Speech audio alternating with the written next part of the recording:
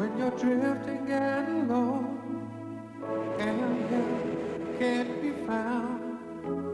Reach out and take my hand, with me you're safe and sound. If you're tired, cold and lost, when night is all around, hold tight and wait for me, I'll see you safe and sound. Safe and sound, safe and sound. Reach out, take my hand, you'll be safe and sound. Take the light. Safe and sound. Reach out, take my hand, you'll be safe and sound.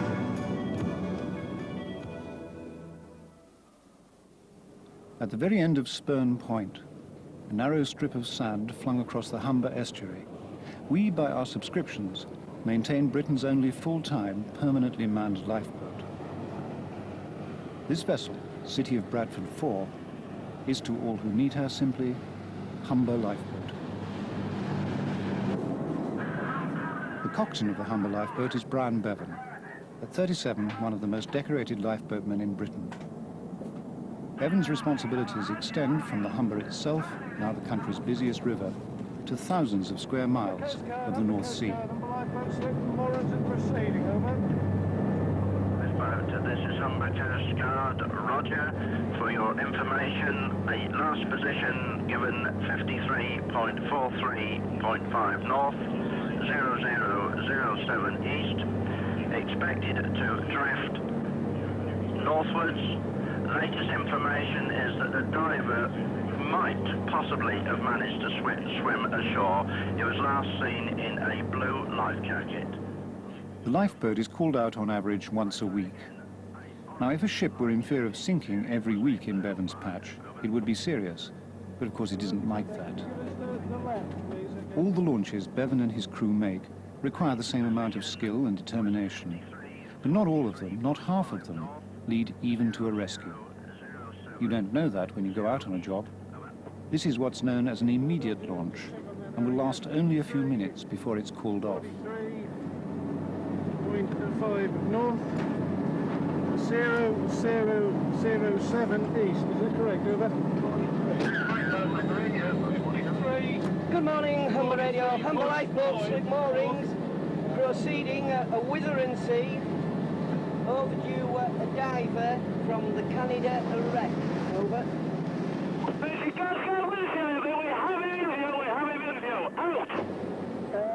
This launch, which lasted only 4 minutes, cost the RNLI £1,500.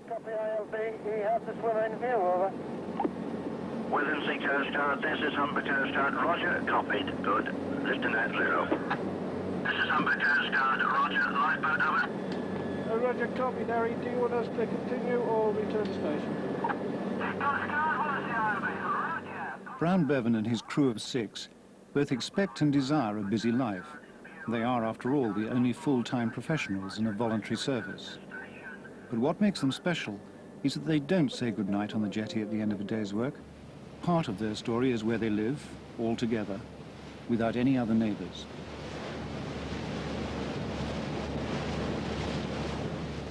Spurn Point, can't be many places like it in the country, I don't suppose. Water on 3 sides of you, the river on the west side, the estuary on the south and the sea on the east. There can't be many places like it. It's very isolated, it's very quiet, but we like it, we like the quietness. I mean, a lot of people wouldn't. No shops, no pub, no nothing really, just our houses, the pilot's quarters and the Coast Guard station. And they don't live here, they only come in transit to the place to work. We're the only ones that actually live on the point itself. A lot of people, they come here for their holidays, they come down in the summertime. They say, oh, I'd love to live here, we like, you know, nice and quiet and peaceful and all that. I don't know whether they would. They probably would for probably 2 or 3 weeks of the year in the summer. When they see it, I think it's best. They come in the winter. It's totally different. All seems to be windy, it's always cold, sand blowing all over. But we like the place anyway. You wouldn't stop if you didn't like it. we always say to any new candidate coming for a job that the worst part of the job is being tied for 6 days, and we try to, you know, really hammer that through to them, that you are sort of tied in your house for 6 days, 24 hours a day. You are totally isolated for 6 days a week. Yeah, with the Coast Guards at Spurn, we have a very close relationship with them. 99% of our jobs originate from the Coast Guards, and we have probably the best setup of anybody in the country, in the station itself, because they're here full time, we're here full time, everybody knows each other on first name terms. We have a better understanding, I suppose, how they work and how we work. Mobile Humber Coast Guard? Yeah, he's stuck about 30 feet from the top. He's been there quite some time. I think he's going a bit weak. It's going to be easy to get him from the top, pull him up, rather than lower him down, Oliver. Yeah, Roger. We can't get a reply on Mr. Gray. Mr. Lang is on his way, and Mr. Haxby's on his way as well. Hello, Humber Coast Guard here. We're just, Ian Paris has just launched your ILB to stand by. There's a young lad caught off by the tide at Farley Brig. The Farley Cliff team's on the way as well. Okay?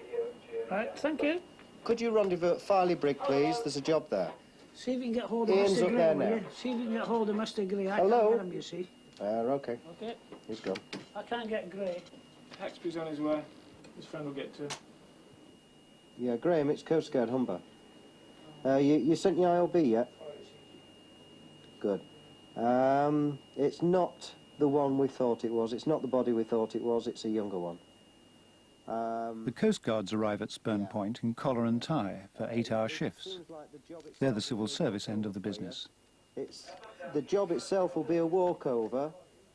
Just why the Coast Guard station is located at Spurn Point is explained by a glance out of the window.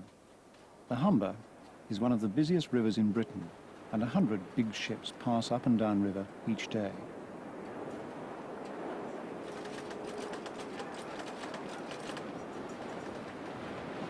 Spurn is sand, and shifting sand at that, and it guards an estuary that is no easy passage.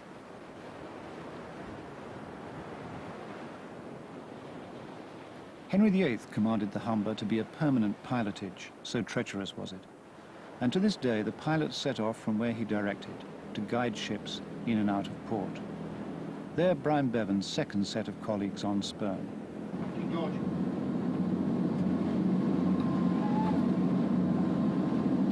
Which one is it? That turn over there, behind there?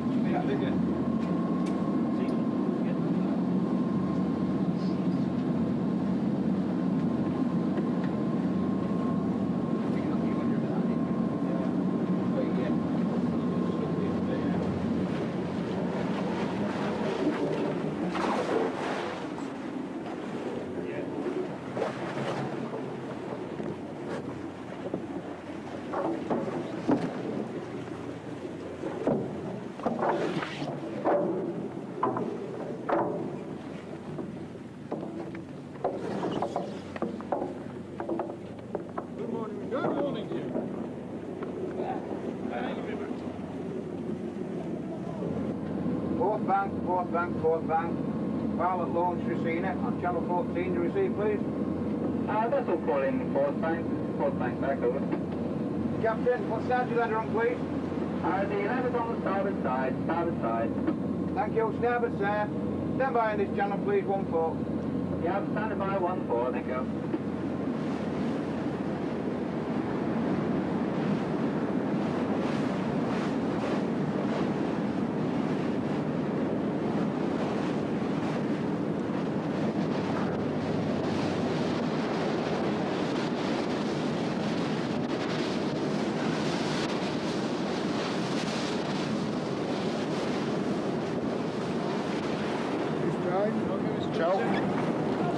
All clear, sir. Clear over here.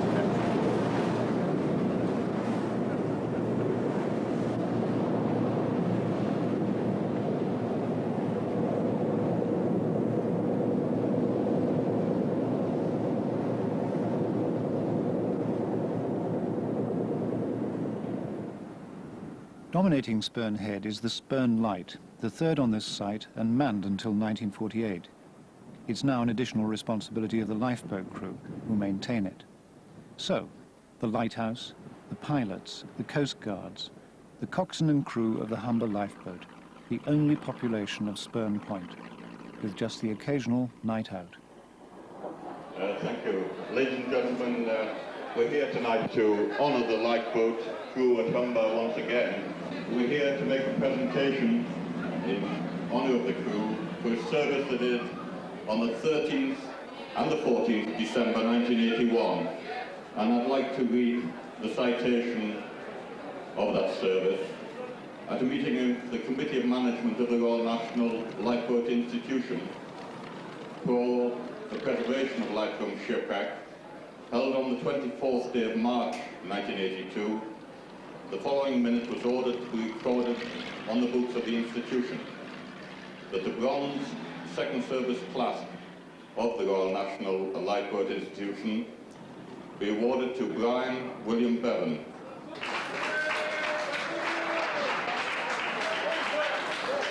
It seems one or two of you know him.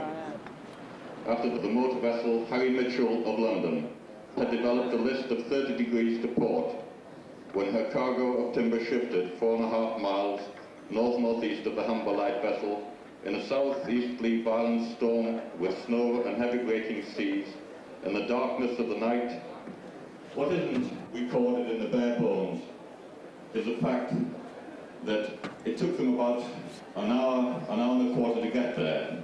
But after they'd taken the men off this ship and then escorted the ship, there were 5 hours bumping around in violent storms, at 6 in the morning before they got back to the station. And the port reached 6:13, refueled and ready for service. Right.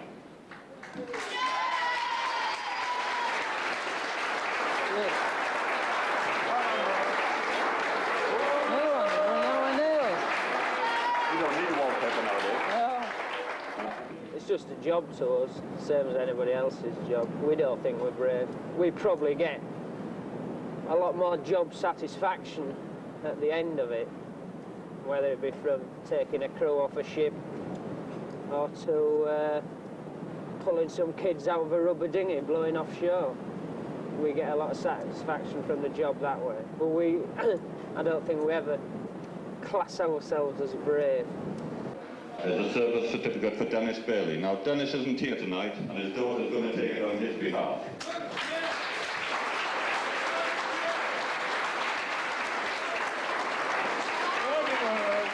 Harry Mitchell, she was listing, and we went out to take the crew off. And as we was taking them off, the boat came down on our rail, and one of the crew had jumped, and he had hold of a rope on the ship, and he landed across our bow. And I bent underneath the what we call the bandstand rail to keep hold of him.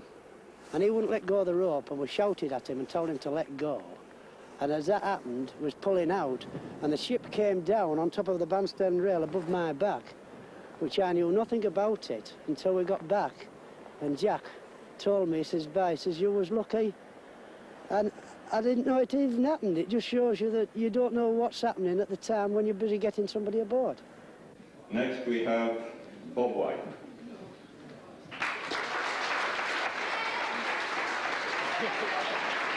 You don't want to say? No, if you like. There's times when you're at sea and you think to yourself, what the hell am I doing here? You know what I mean? You've got a family at home, and but then you get to the job and you do the job and you see the looks on them blokes' faces or people's faces you've been to help or assisted, and you know that makes it all worth it. I wouldn't want to do any other job. Peter Thorne.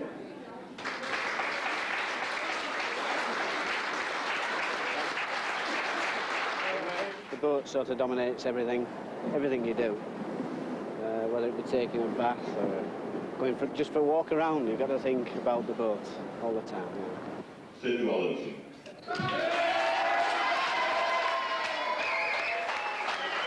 Not kissing you out of the shave. You don't have time to be scared. You don't think about it, actually. You go out, you do the job, you come back, and sort of later on, maybe next day, and you can, what the bloody hell was I doing out there? Yeah. Go ahead.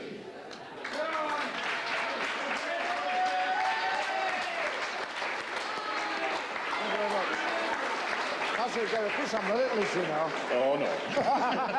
I think I knew all along that it wasn't an easy job to do, being a lifeboatman. I knew that, I know that times have changed since when they had to row out in a boat. We have all modern things, but it's still the same principle, yet we go out further.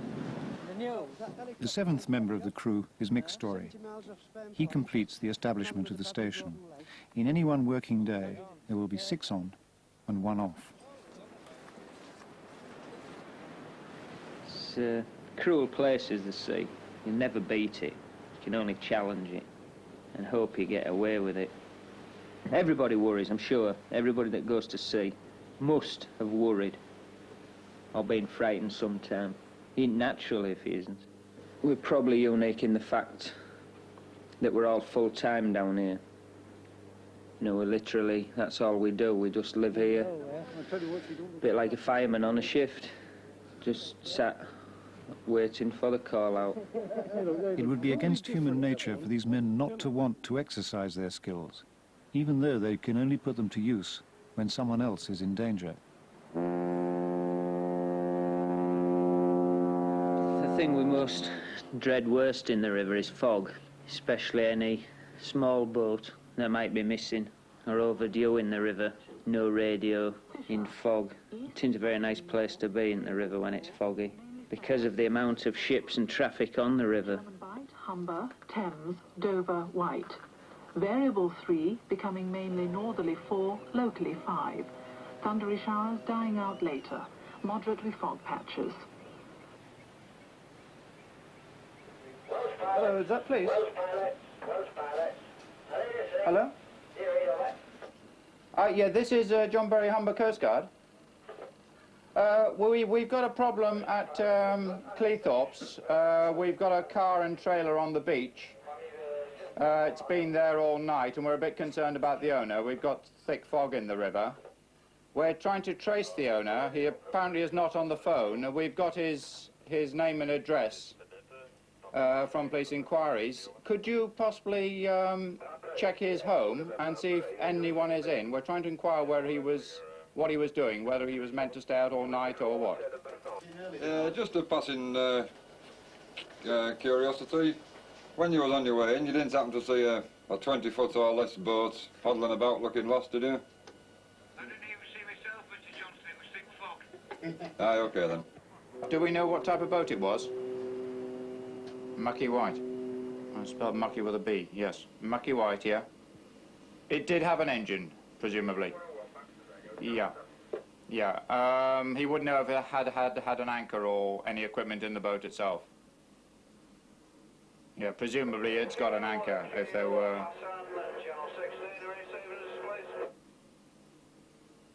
They're fishing with rods or with lines? That's Q 73. Yeah. But did he actually see it launch?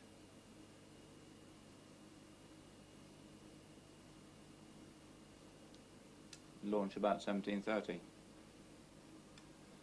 Yeah. Okay, fair enough. They think it's got a motor, but he's not sure what type of motor. But he definitely launched at about 17:30 local time last night. He reckons they didn't have enough bait to be fishing all this time, because they were stopped bait digging and they were looking for mussels and things on the beach. Are they regulars, do you say?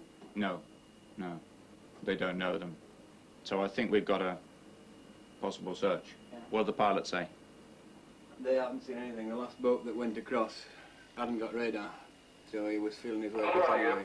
And they haven't seen anything all night? Nothing's been reported to them. They'd have come up with it. The warden went in earlier in the day, and he hadn't seen anything. Don't know. I think we got a search actually. Yeah.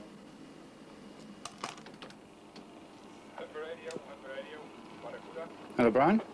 Yeah, this is John. We've got a small job on a small boat, possibly missing Cleethorpes, thick fog out here, mate.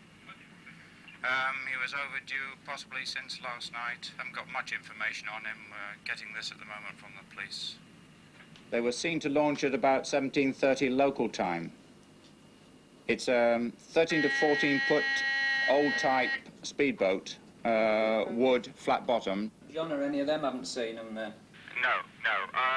I'll start jacking up a beat search now. Yeah. I'll hang on then till you get some more information, see what equipment they carry, and if she has any idea of the location they go fishing.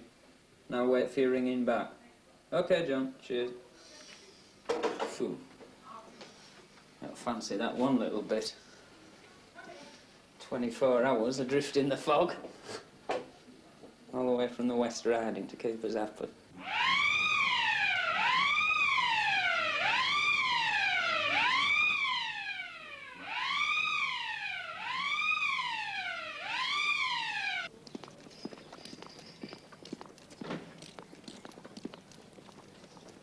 Let's see.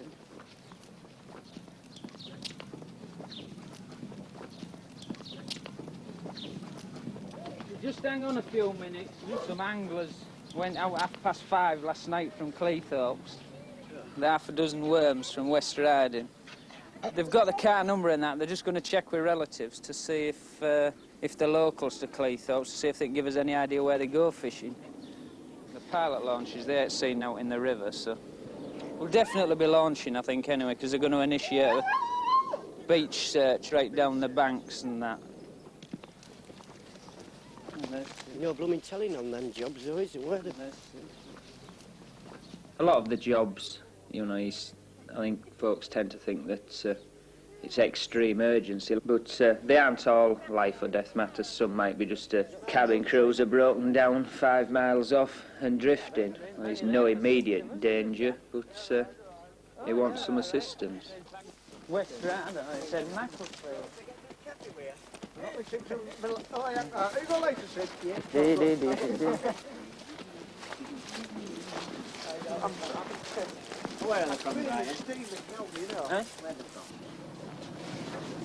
Well, it's the pilot's jetty, it belongs to the pilots. We're just able to use their facilities. There's fuel and water and that right on the end. The jetty's very open in certain directions of wind. And the lifeboat is moored off 50 or 60 yards from the jetty, purely because of the weather. We have a 18'6" boarding boat, twin-engine boarding boat, that we use for going to and from it. So when we go down the jetty, 2 of us normally get in it, start it up, they haul it back off, and we pick the rest of the crew up on one of the landings on the jetty and proceed out to the lifeboat. Happy young fellas, yeah.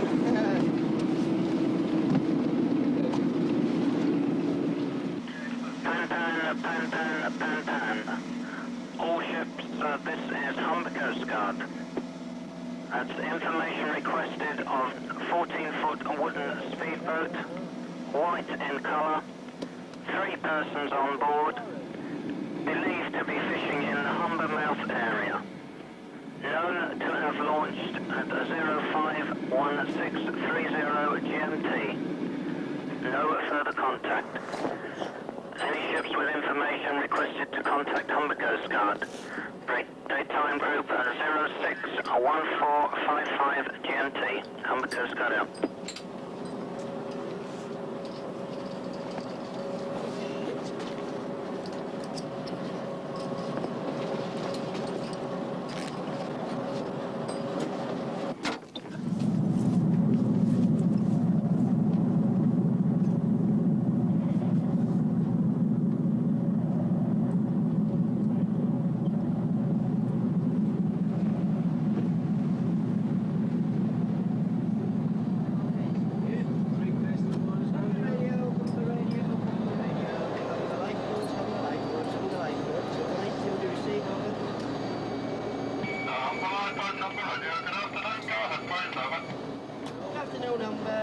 Humber Lifeboat, slip moorings, proceed to search the river for an overdue speedboat from Cleethorpes.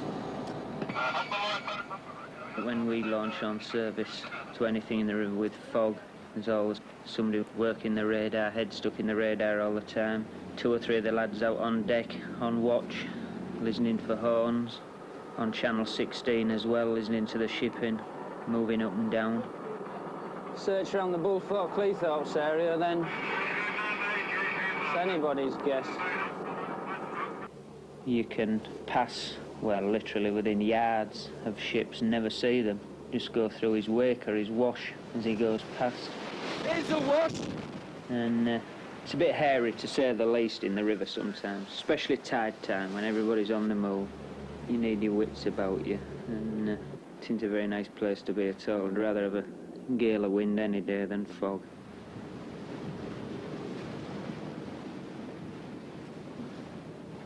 You say out, Jack?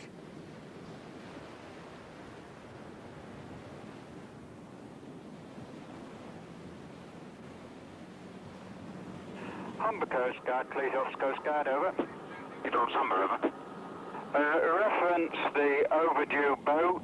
At this time, it is coming in the creek at the back of the Cleethorpes Pier. Over. This is Mobile Roger, returning to station. Humber Coast Guard, Cleethorpes Coast Guard. Did you copy? Over. Cleethorpes Humber, yeah, this is definitely confirmed as the boat we want. He's coming into the pier now. Is that correct, over? Affirmative. Humber Lifeboat, Humber Coast Guard. Humber Coast Guard, Humber Lifeboat. Humber Lifeboat, Humber Coast Guard. Did you copy that from Cleethorpes? They have been found. That's it, right, yeah. We copied. We certainly don't relish looking for any small boat in the fog, so when they come up and see he's returned, it's a bit of a relief, and we can get back home out of it. Humber Coast Guard, Humber Lifeboat. Humber Lifeboat, Humber Coast Guard, go ahead. Humber Coast Guard, Humber Lifeboat, return back to station. Humber Lifeboat, Humber Coast Guard, right, returning to station. In the case of the missing fisherman, when he was finally traced, he'd got safely ashore. Brian Bevan doesn't at all mind the anticlimax. There'll be many other occasions when a launch leads, in a matter of minutes, to issues of life and death. Safe and sound, safe and sound, safe and sound. And you may like to know that at this moment, the Humber Lifeboat is out searching for one person whose boat overturned in high seas off the Lincolnshire coast. 2 people have already been rescued. And a reminder that you can join the crew for the second programme at the same time, 4:45 next Sunday.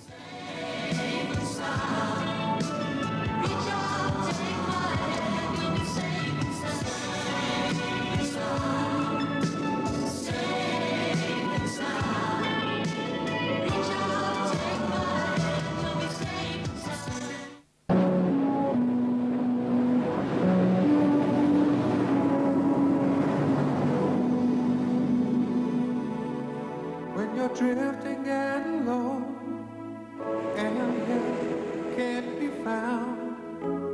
Reach out and take my hand with me, a safe and sound. If you're tired, cold and lost, when night is all around, hold tight and wait for me. I'll see you safe and sound. Safe and sound.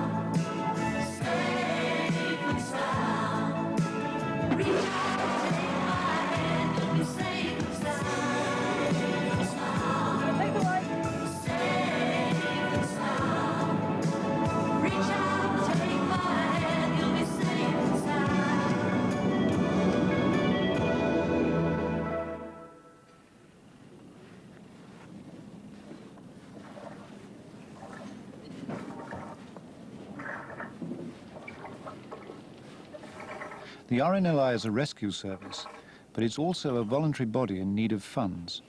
And so its coxswains and crews are necessarily expert at public relations. To carry approximately 14, 16 passengers. Yeah. But that was never meant for the amount of people that were stationed here during the war. Picture the economics of the thing haven't allowed it to be carried on like that. Every year in August, the Admiral of the Humber, who is also the Lord Mayor of Hull, pays a visit to his lifeboatman at Spurn Point. The Lord Mayor, as well as going to inspect some famous local personalities, is also looking after the interest many thousands of casual donors have, the boat itself. So, we'll get you out, Lord Man, and introduce you to Mr. Zany over here. So, to who, just Fred? stuck it there. Mr. Zany. Who's Mr. Zany? Well, I'll just take you. Oh, yeah. Seems to be quite a lot of stores and things, anyway. Right, come on.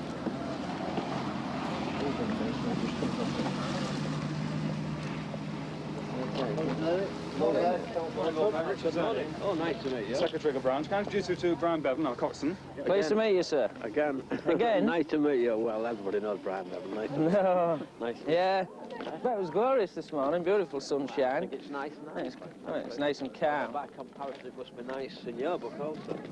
Oh, yeah. The kind of thing. Whereabouts you actually live then, Brian? Can you point it out?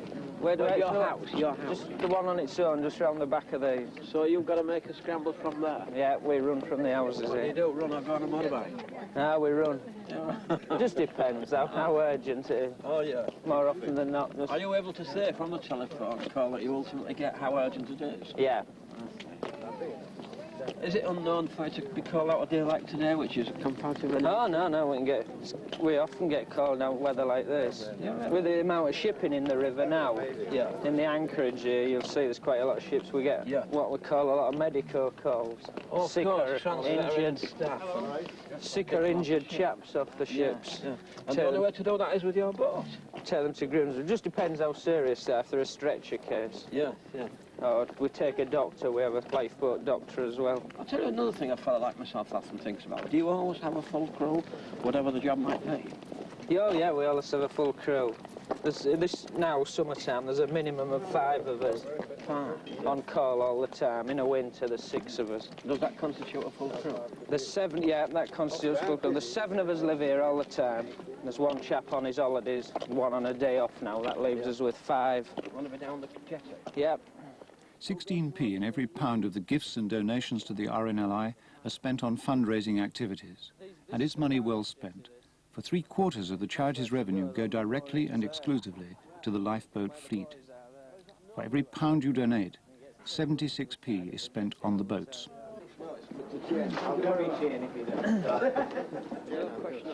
This is an Arran-class boat and it cost £350,000. Since it came into service here at Spurn in 1977, 180 people in danger at sea have been brought to safety, and property valued at £1 million saved. Can do, Bob. There's our radio gear. Yeah. There's all the engine dials. Yeah. So where do you actually drive from then? From in here in the wheelhouse. This is the main steering position. Yeah. All the controls are duplicated up on the flying bridge. But you going to or from a job, you would be in here, inside. Yeah. When we're manoeuvring, we go up on the flying bridge because you have a lot better all-around view. You're a bit restricted as what you can see on the aft side from in here. Brian Bevan and his crew can do this sort of thing almost without thinking. The facts and figures of their own boat, the general picture in the RNLI, the bread and butter of it all, but nicely laid out as for a party. We don't go when it's rough now. In the winter? Nah. You must be joking. What really happens? What really happens? Well, you just hold on tight though and keep going. But the most important fact, which gives Brian Bevan and the work of the RNLI its local significance, is the number of people who have been quite simply snatched from death. 70 people are alive today only because the Spurn lifeboat launched. Since this boat came on station, it's launched 300 times, half at night, and on 1 in 10 occasions in winds exceeding 35 knots.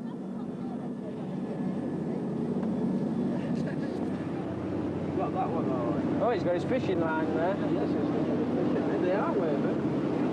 They suggested that they wouldn't wave with the ship.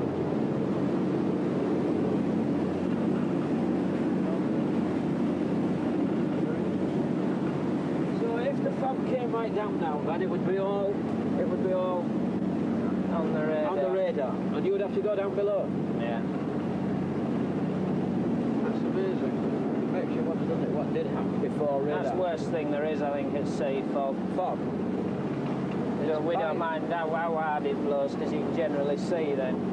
Yeah. But in here now, the amount of shipping on the river, What is the fog that you... it's like a motorway at tide time, fog and that. In the holiday atmosphere of a trip round the bay, there's a sudden interruption of rescue drill.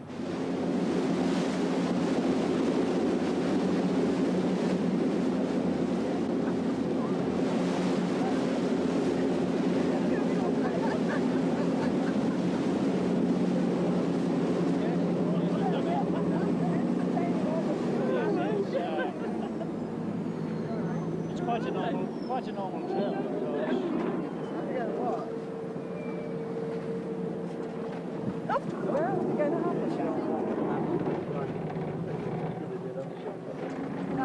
These people are in a panic and it's very rough. They'll be in a panic. all right when you're floating in the sea, though, isn't it, really?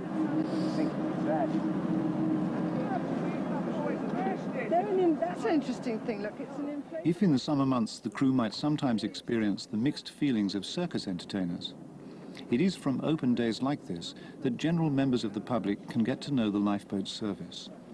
And it does still happen that individuals subscribe the costs of an entire boat. Nobody's ever said a cross word to a lifeboatman. Lots of people, without ever having met one, love them. Well done, him too. He's been hanging around there, Dave. Yeah. He looks dead.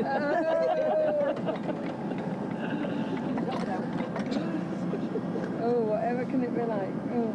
Yes, in real Oh, I think that was really nice of you to do that. We'll have the next dance with I know, you're completely dry inside that, are you? Amazing. Back on the rear.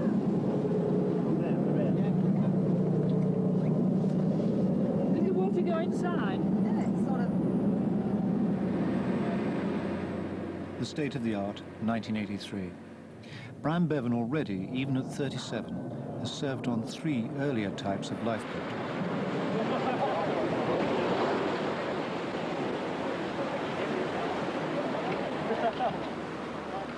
When I first started in the lifeboats, it was at Bridlington, and it was a 35'6" Liverpool class lifeboat, which is just a bit different to the Arran.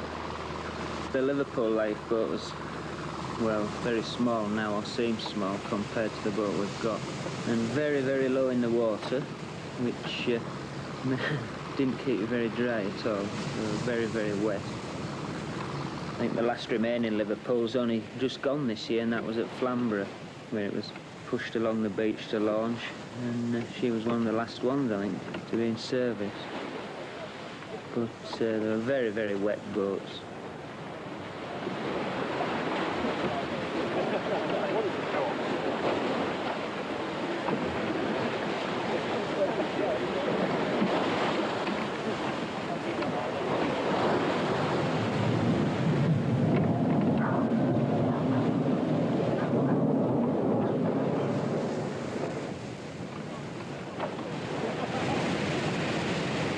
In 1968, we had to travel to Lowestoft in Suffolk to pick up the new Bridlington lifeboat, which was going to be the 37-foot Oakley. And although it's only 2 feet longer than the Liverpool, when we went and saw it for the first time, it seemed a massive boat, a great big boat, compared to the Liverpool we're used to. And then again, the Oakleys they're a totally open boat, other than the little canopy aft where the mechanics and that sit, but they're totally open, so you fully face the elements in one of them.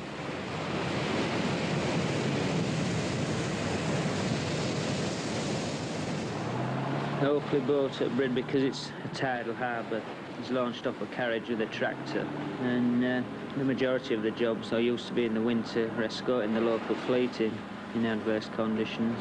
Just go down the beach with the tractor and the carriage, and the tractor literally push the carriage into the water so you've got enough depth of water, and slip off the carriage, and the tractor pull the carriage from under you. Going out through the broken water on the beach, you same again, wet through, probably cold before you'd even started to do your job that you've launched for, and you can be there several hours escorting or on the job, whatever, wet through, right from the start. You're totally working in the open all the time, and half the time up to your neck in water. But with the Arran now, I think we've turned us soft. I don't think we'd ever go back in an Oakley or a Liverpool. We wouldn't know how to perform, I don't think. We'd be all frozen to death after half an hour. 4 or 5 U-boats lying off. There's heavy driving sleet and hail that you can hardly stand up in the face of the wind, so we can't really see properly of it. Yeah, when I first came to Spurn as coxswain, we still had a Watson 46-foot 9-inch lifeboat, which was in the boathouse, although it only had half the speed of the Arran. 9 knots full speed was the Watson, whereas we've now got 18 knots. We did an incident to a yacht with the old lifeboat on the beach here at Spurn, whereas we backed in to try and pull him off. He'd parted his anchor and blown ashore. And we backed in, we got a rope on him, and there was more wind and tide than we first thought, and we washed round and come on the beach. We cut the tow rope away, backed off the beach. We bumped on the beach, no bother at all. Backed out, dropped the anchor, veered in on him again, put a tow rope on him again. And the engines, you know, went full ahead and taking every inch up of slack on the anchor cable. We succeeded in pulling him off. Whereas with a new boat, we'd have probably still pulled him off, but we wouldn't have been able to go in as close and to have beached him. And I had to use the Zodiac or a rocket to fire the line across to him. Whereas with the old boat, we literally just washed up the beach with him, then come up again.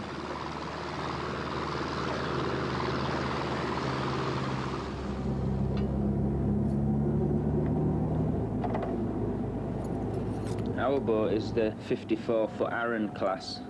The later one's now a 52. The only difference is ours has got a rounded stern and the new one's a more transom stern. It's a 54-foot Arran class, self-righting, beam 17 foot, draft of 5 foot. It's called the City of Bradford the 4th, which is the 4th lifeboat, paid for by the people of Bradford and surrounding districts. It's been stationed at Spurn. We got this boat in March 1977. 6 years old now, and it's probably the most up-to-date and latest modern lifeboat that the RNLI are now building.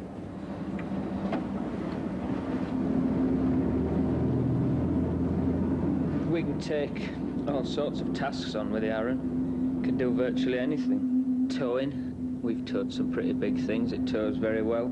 We've also got a portable fire pump for firefighting, which can also double as a salvage pump that we could either lash alongside and work it from our deck or transfer it to a boat that's making water. First aid, we'll carry stretchers, blankets, all the first aid equipment, general first aid kit. Now I've Entonox, pain-killing gas, morphine. All the crew are first aid trained. We have an inflatable 11-foot Zodiac up on the top with an outboard engine on that we can use for getting close in to anything close in on a beach that we can't actually get at with our own boat due to the depth of water. We've also got VHF DF aboard now. We've only had it aboard 3 or 4 months, which probably paid for itself already. You know, we have probably a lot more comfort than the older boats. We can keep dry, get into a job, so you're in better condition when you get there. There's a lot of disadvantages as well, and we've got twice the speed of the old conventional lifeboat, and when it's bad you get twice the banging about and clattering getting there. But for actually doing sticky jobs, tricky jobs, where you're taking a crew off a merchant ship probably in bad weather and big sea, and that's the boat to do it. And we have 920 horsepower in there, and you can, you know, play cat and mouse with a ship. You could go in and back out, go in and back out, Whereas with the old boats with a lot less power, a lot of the time you were committed. Once you committed yourself to going alongside him, you had to virtually hold her there till you did your job, then back out. You hadn't the power or the manoeuvrability to go in and out like you can with this class of boat. We've proved over the last few years probably what the Arran can do. Some of the other Arrans around the coast as well. They're doing some terrific jobs now that would have been very difficult with any lesser boat. Some weeks after the visit of the Admiral of the Humber, the lifeboat was called out on the kind of tricky job its design can make look so easy, to find swiftly and at dead of night a Grimsby boat called the Danbrit, which had reported a fire in its engine room. Humber Coast Guard, the Humber Lifeboat, the crew list 1, 2, 3, 5, 6, 7, 3 cabin crew. Danbrit, Humber Coast Guard. Roger, sir. Is your engine still going? What sort of assistance do you require, please? Over. I'm trying to get hold of a breathing apparatus. I suspect it's the wiring, but we've only got one fan to the engine. The problem is here, we might be 4 or 5 bloody hours, we might be all day, but driving, trying to get down there because we can't have for the fumes, like the smoke is so dense. It's gone right through the fish room, right through the forecastle, and right through the engine room. Bloody fish room's like a kipper house instead of a fish room, over. Danbrit, this is Humber Coast Guard. Yes, Skipper, don't take any risks. If there's any danger at all, just keep yourself clear of it, and the lifeboat will be out shortly. Humber Lifeboat, Humber Coast Guard. Yes, okay, the Danbrit is about 070 degrees from Spurn light vessel, about 2.2 miles. He is at anchor. The fire seems to have gone through to the fish room, so he's got keepers in there at the moment. And he'll be waiting for you there. He is at the moment on 67, if you'd like to go over, over. Roger, go to channel 67. 67. That's a Danbrit with a fire on board. Danbrit, yeah. Good morning, Good morning, boy. Yeah, come on, let's get launched on service to assist the Danbrit on fire in the Spurn Lighthouse there. Over.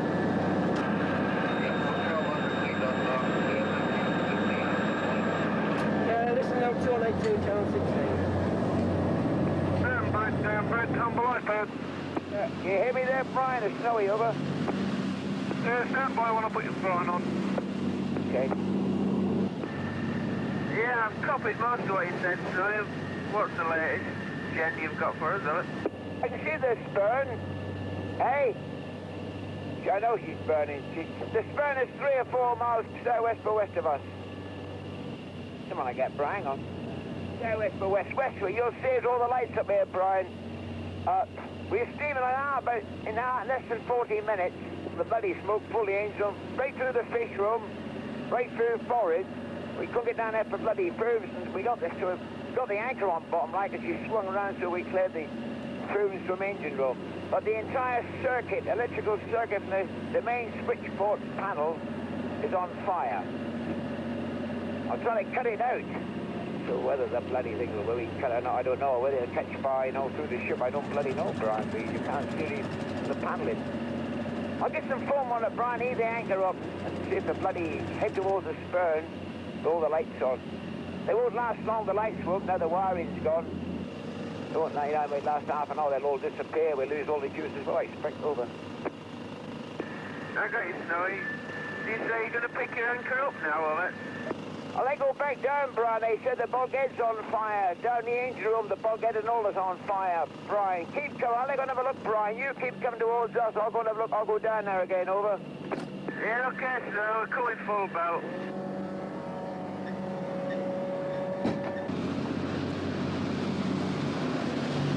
Jump right again, it's Snowy on it. Yeah, that's your lot of boss down here, Brian. That's you come here, isn't it, over? About half a mile over. Yeah, that's it. Which is best side to come alongside, your port side of it. It's on port side, Brian. You won't catch our doors then, will you? I won't do the damage, okay? Right there. Yeah, okay.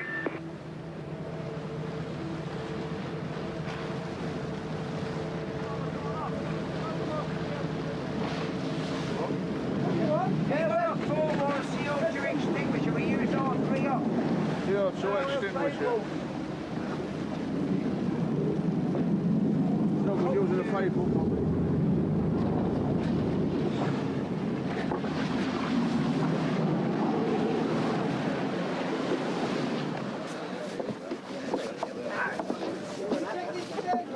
Yeah.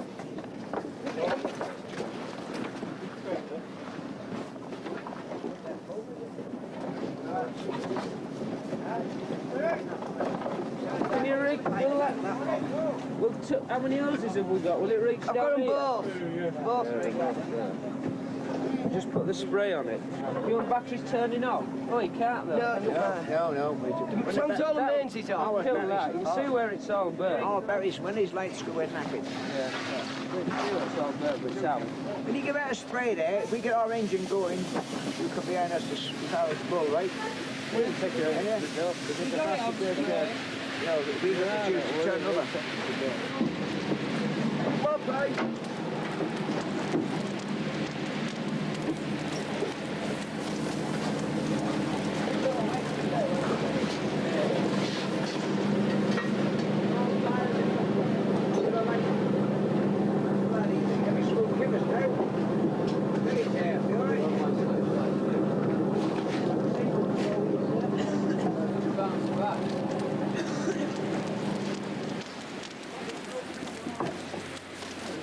That's got it all right down back it up between them bulkheads. He says he could see it coming through engines.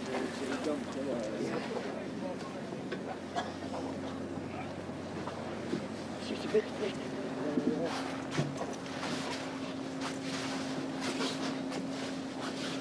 It's that pitch. Then I'll put it down there. There's some pitch in there. It's burning, but it won't burn now.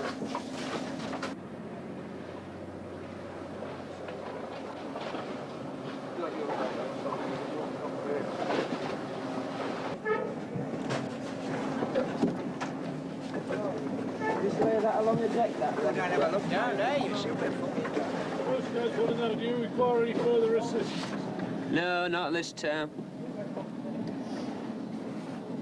You can see down there, you can see all the red embers. It must be at this side, it can't be there. It's gone from the paneling, see? It started then, it's gone, travelled up through the bulkhead. It's a wooden bulkhead. It's between now and the fish room bulkhead, you get what I mean? It's burning everywhere. Put foam into it. Yeah, but whatever's smouldering, if it's in your wiring, foam won't put it out. No, because it's travelling along it. But your mains are still on, that's what I mean. Yeah, but that's the juice. The juice in the batteries was alive. So the battery juice was keeping it going. The batteries. Well, that's what I mean. To But the battery, but see, this here has been going. It only happened in half an hour.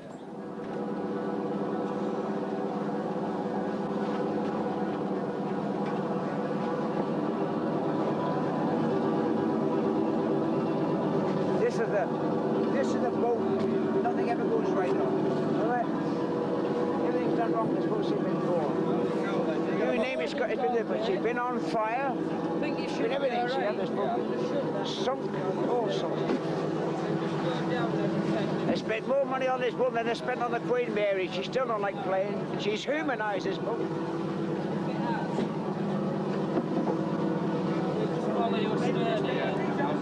This boat, what she's worth. Thousands and thousands of pounds of this bloody thing.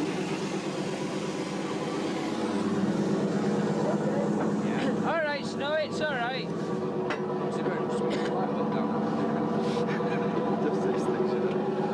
You set off for the dock and we'll follow you up. Dave's going to keep checking down there every 5 minutes or so. Make sure he has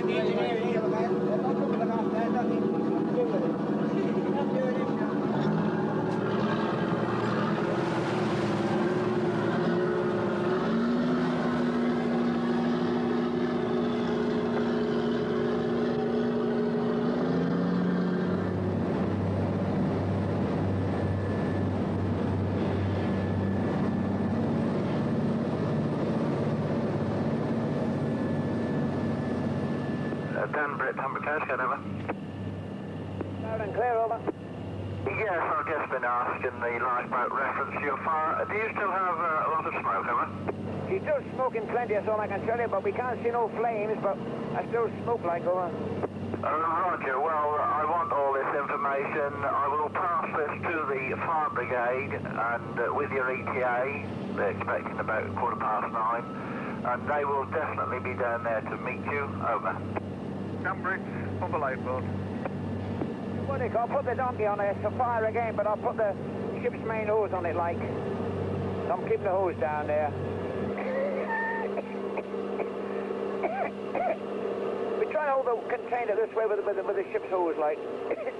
Hope we can see, hope we can manage it. Okay. 5 hours after the Humber lifeboat reached her, the Danbrit was made safe enough to limp back to port. Yeah, but it's smoked herring for breakfast. Smoked soon.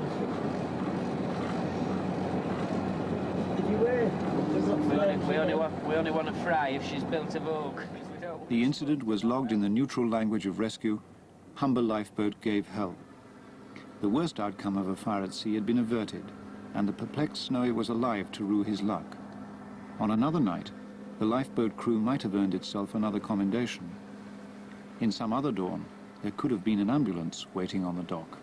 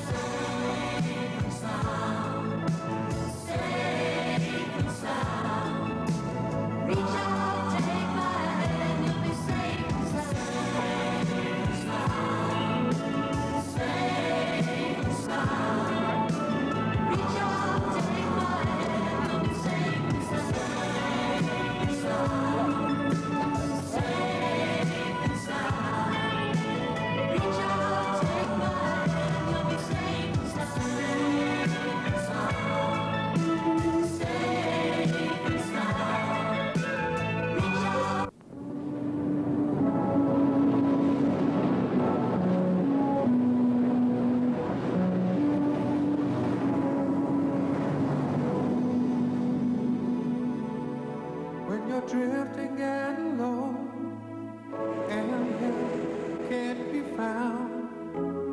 Reach out and take my hand with me and safe and sound.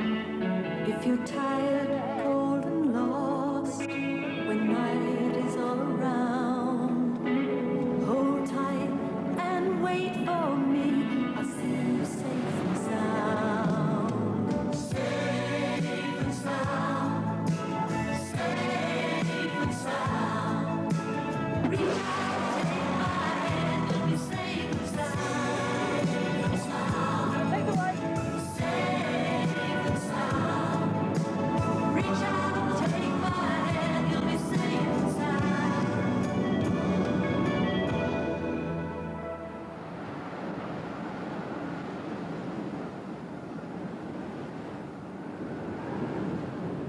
Spurn Point is easily identified on your nightly weather map. It slants and droops across the Humber, a thin ribbon of sand that's been collected and demolished, built up and dumped down over the centuries, and still at the mercy of winter seas and spring tides. Never completely destroyed, never completely at peace. Yeah, the point itself now is very narrow indeed in places and low as well, and we're quite suspect now to a major breach.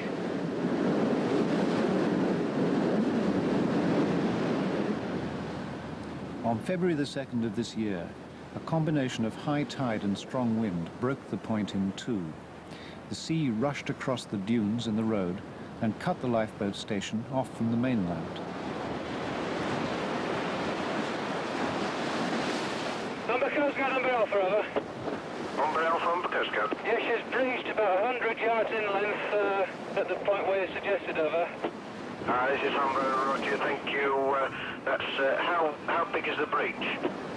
The seas are coming over the top now of the earth, and it's approximately 100 yards in length. The road is about 2 foot deep in water, over. I think it's going to be quite serious, this we've got another hour to run, over. Yeah, we're in contact with the emergency planning and we're keeping them in the picture. There's not much we can do this end unless King Canute's about. Okay, then we'll stand by this frequency. Humber Delta, Humber Coast Guard, over. Studio, cover code studio. Could you give me a sit-up, please, Phil, on the state of play? Over. Yeah, the road appears to be breached by the old breach, and it's flooded for approximately 500 to 800 yards either side. Whether it's impassable or not, we don't know, but according to the lads that were down there just now, the water is running from the seaside into the bight, so it looks like it's breached properly. Over.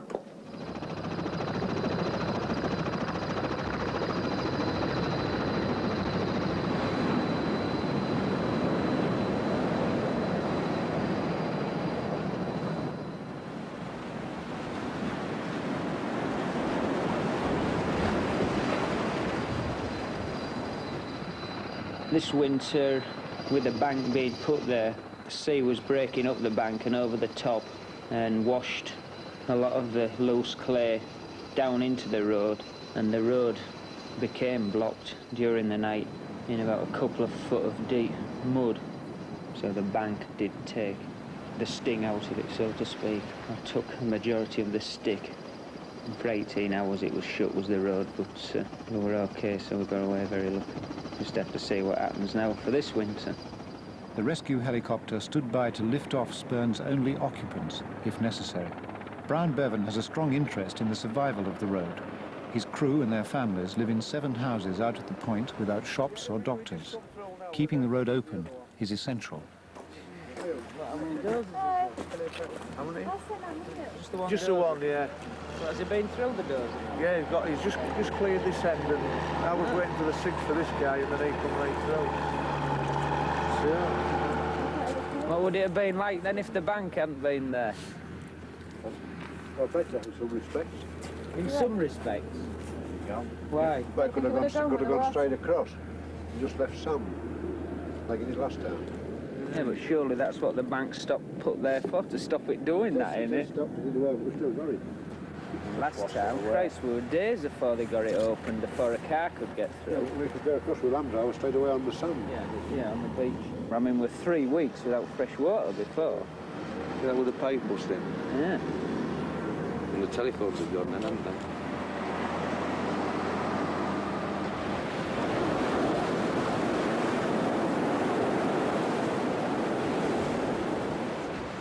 In this particular storm, the old Ministry of Defence pier was destroyed by the actions of the sea. For the crew and their families, a bit of the everyday landscape was simply scrubbed out.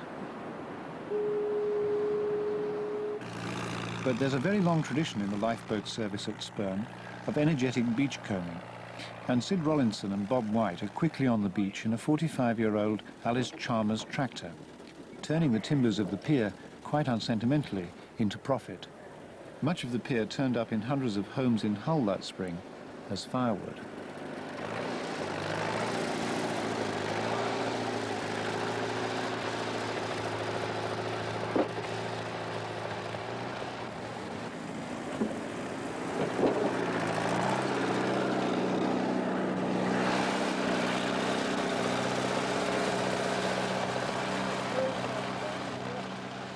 The point is owned by the Yorkshire Naturalist Trust. Thousands of birds perished in that same storm. John Cudworth, chairman of the Bird Observatory Committee, came down to Spurn to record what was, for ornithologists, a tragic aftermath. All these auks here are razorbills, and they've all been picked up on the beach south from Easington over the last 2 or 3 days. We think they've all died because of they've been unable to feed because of the strong, initially strong westerly winds and then the strong northerly winds over the last 2 or 3 weeks. Certainly, as far as I'm concerned, I've never seen anything like this on the Yorkshire coast. I can't remember ever seeing anything like this where the birds have just died because they can't feed.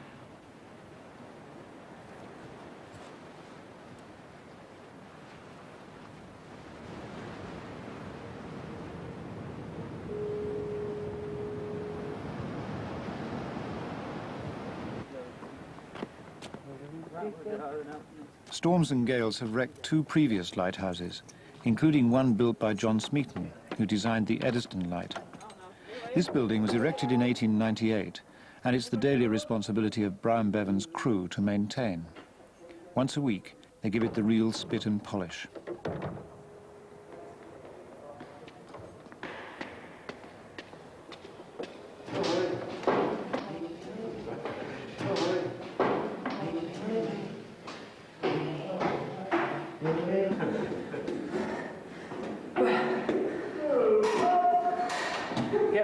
steps.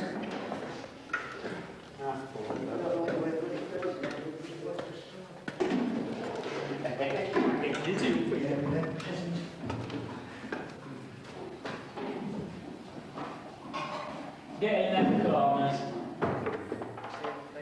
We look after the lighthouse for Trinity House, as there's no full-time lighthouse keeper here, so we're all taking in turns, putting the curtains up, one thing or another, cleaning the brass, generally clean it. And we get, it's just gone up to £104 a quarter, which is not bad money actually. Tax to come off that, I'm afraid. I clear £75 a week, exactly at present. No, it's built up in, you get a basic wage, I've forgotten what it is exactly, but it's built up of the basic wage, then your station allowance, I think it's £20 a week. And we get £5 a week for actual travelling, do your shopping once a week. Well, it's £2.50 a week, that's right, £5 a fortnight for that. We do get the normal call-out money, which isn't very much. £3 for the first hour and £1 an hour ever after that. But we're never going to get rich doing this job, I can say that. Yeah, if you want to just wash them off now.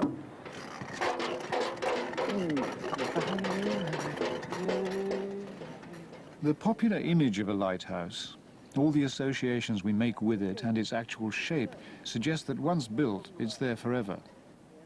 But each of the two previous ones on this site, just as imposing, lasted only 100 years before the sea got them. The February storm of 1983 undercut the beach round by the lighthouse to a depth of 20 to 30 feet, tore away the sea defences as if they were tissue paper, and scoured out the base of Smeaton's original light. In 1982, you could have stepped from the parapet of the roundhouse to the sand with an ice cream in your hand.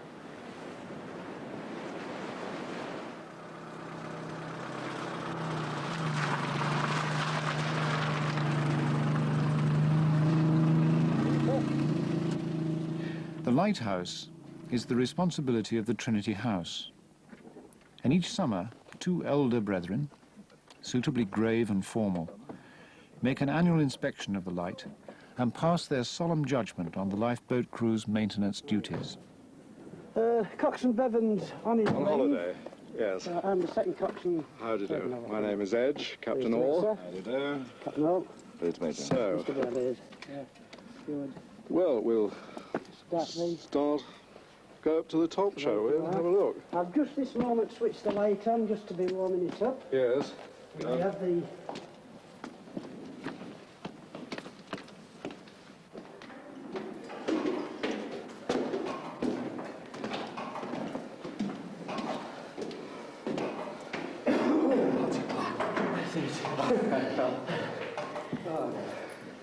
Especially if it's been your day off the day previous. Yes, and you've been on Lighthouse the next morning. Yes. You've had your weekly allowance of drink. Keeps you fit. No matter how many I come up, I'm always puffed at the top. So you'll be Captain Orwell time, all right? Yes. And then we'd like to see a change of mantle. Right, sir. Stopwatch.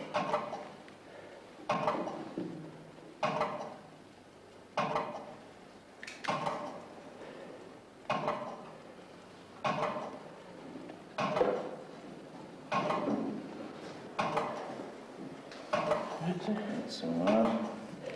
We'll keep going then. Mantle.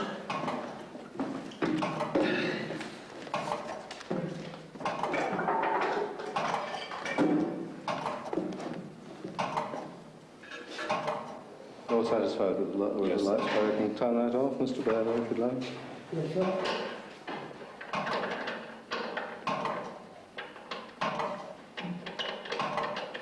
The light looks, the whole structure, everything looks to be in very nice condition.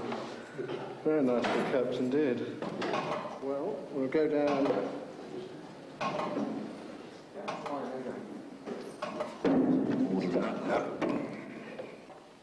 Good.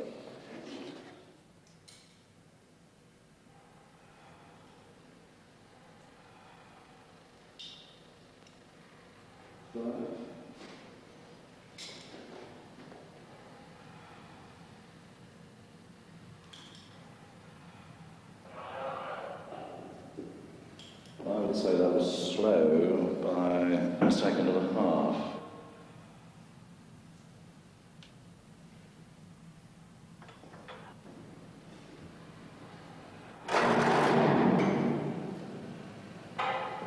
That took 105 seconds to emerge. That's all right, and that works fine. 14 knots in 35-foot seas. Yeah. You've got something going, Yes. which we did. But it's a great credit to you. Like I say, it's as nice a looking station as one could expect to see as an attendant station. I think it's super. I've said such in the order book, which goes back to 1858.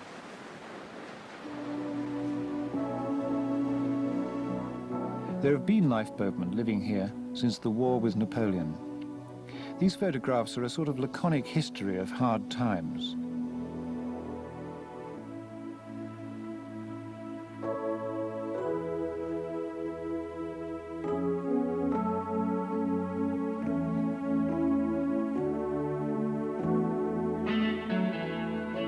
But by a paradox to do with modern techniques of rescue, in the last 10 years, Spurn, the folksy picture postcard, has changed completely. Dennis Bailey saw the last of the old lifeboat station. The old houses we was in was over 125 year old. There was quite warm, but there was too small. The only thing was, when we had rough seas, we had to have wooden shutters to put up at our windows to stop the driftwood smashing through the windows. Well, there was a straight line of houses, and the first house, number 1, was the coxswain's house, and the last house was the mechanic's house. And it was in one complete line. And when the sirens went off and that, you'd see every man run out of his back door. It seemed as if they was all together. It didn't seem one at a time. It just seemed as if they all swept out at one go. The sirens and bells, it was just the same. And we used to run down, right down to the bottom to the boathouse, and if it was night time, there was no lights. You just had to watch your footing as you went. And then into the boathouse, and you was away. Now, we could do it in 10 minutes, 15 minutes at the most. It was fast on our feet in them days. It was easy getting into the boat with it in the boathouse. Now, regards to getting aboard, I would have the boathouse launch any time. It's a lot easier.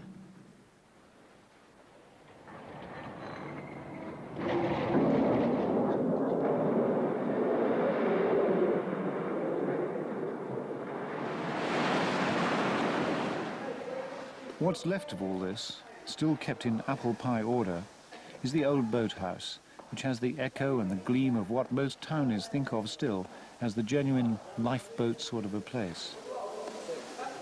Well, when our boarding boat wants any repair, we put the boarding boat on the cradle and ease it up into the boathouse, so we can work on it and be able to launch it at more or less any state of tide. Unless it gets too low water, and then we can't get it out. But we usually have the job finished. We set it so we can put it on just as the tide's up. Back to the first started was up here in October 18. I arrived with my furniture and the wife and that, and came out to me and they said, "We've got a call out, we've got an injured man to come off." Yeah. We launched and we left our lass and the other neighbours helping her in with the furniture. The real history of Spurn, its reason for being, apart from a few naturalists and fishermen, is recorded on these walls. The rescues undertaken, the lives saved, the lives lost. The service has never stopped, not even for war, nor does a name or a date always tell the whole story, nor is much of it remembered outside those who were most directly affected. There's some of the jobs stand out in your mind, but the rest of them, you can't think about them. Spraggy Arcturus, this is Humber Coast Guard. Yes, good morning to you. We have received word that you have an injured crew member on board who requires to be taken ashore to hospital. The Humber Lifeboat is launching now to come to you, and he will be alongside in about 1 hour's time.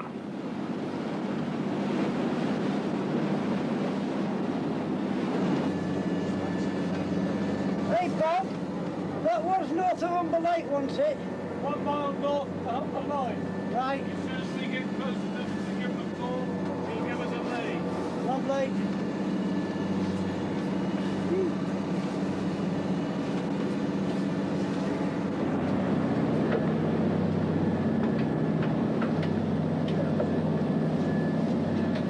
Put on one through, mate. Put your long one through first. Whatever it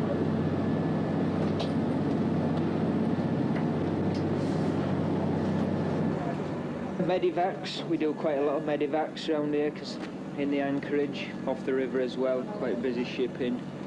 Sick people on ships, injured men on ships, injured women anyway, or sick women as well. There's quite a lot of women now on Scandinavian ships. All the ships normally have medical advice anyway through the coast radio station to a doctor. He advises what to do, whether it's be urgent a helicopter would lift them off or lifeboat lift them off. Sprague Terrace, Humber Lifeboat, channel 16. This is Sprague Terrace replying. Humber Light, go ahead. Sprague Terrace, Humber Lifeboat, have you 6-7, please? 6-7, roger. We got an ETA, Dennis. Sprague Terrace, Humber Lifeboat, Skipper, we'll be with you very shortly. I wonder whether you can start turning to give us a lee, and what side will you have your ladder down, over? Roger, we intend to lower the casualty with a Nile stretcher, in your boat. Please come alongside port side, just forward of the superstructure. There's a good lee at the moment. We have the wind from about 6 points on starboard side, over. Roger, so come along port side. Correct. Roger, we'll remain on this channel if you want to call us. Very good, keeping 6-7. Port side, Dennis. And he's going to lower him in a nylon stretcher.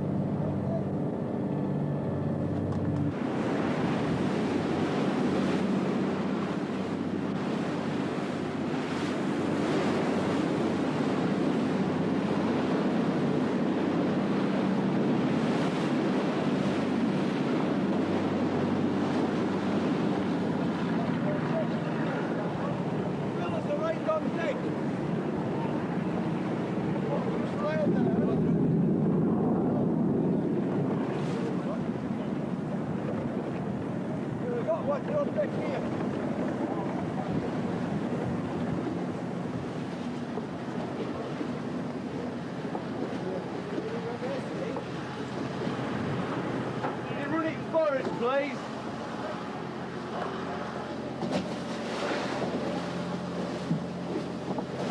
No, whoa.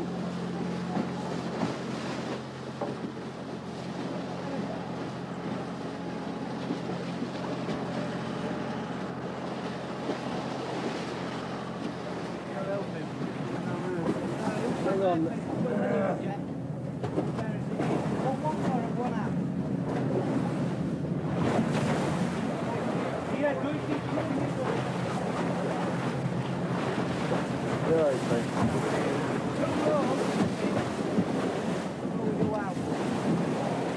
What's that one off? That is head. Right to the rear, sir. Well, that's no. Okay, let go. Let go of that. How are they lowering it?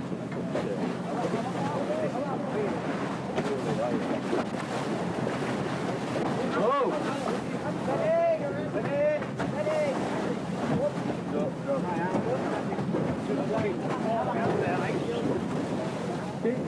Keep coming. Let go! Let go. Thanks to all of you. Thank you. Let go.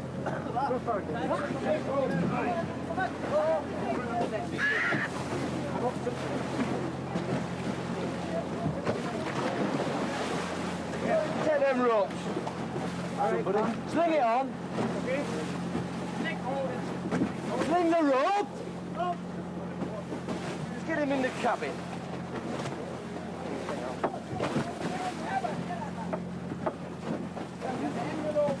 Righto. Hang on. Right, mate. Oh, shit. I'll go that one.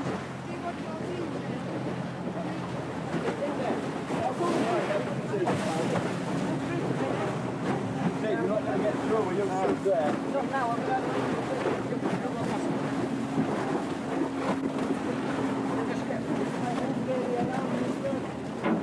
All right, all right. I'm in my luggage. Up in there, Bob. Hello. My bag. That's yours. Don't worry about your bag. We get it.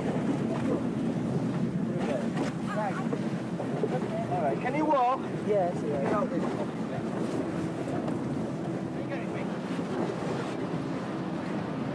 We're better walking. Oh, that's good. Elbow, see, what are you going to do for elbow? Elbow.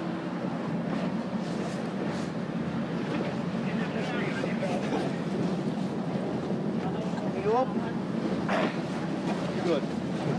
Okay, around here. 10 round.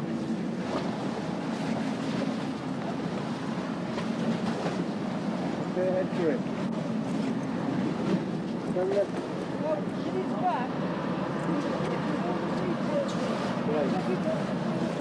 Can you get that, Sid?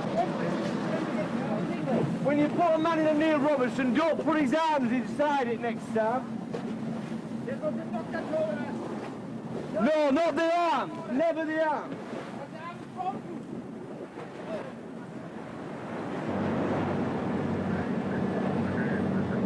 Getting your money thrown out.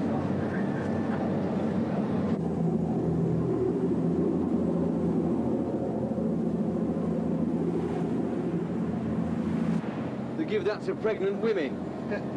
Okay? It's good. You won't fall asleep, and you hold it yourself. When you've had enough, just take it away. But the gas will take the pain away, okay? It's good stuff. Okay? When you're pleased with some, I'll have it. I'll take it later on because I don't feel now. No, I'll let you take it now, okay? Just for a few minutes. 1 hour, 45 minutes, over. Just relax. Big breath. Just breathe normal. Press against your face, okay? That's good. Yeah, in a couple of minutes. Wait. Look.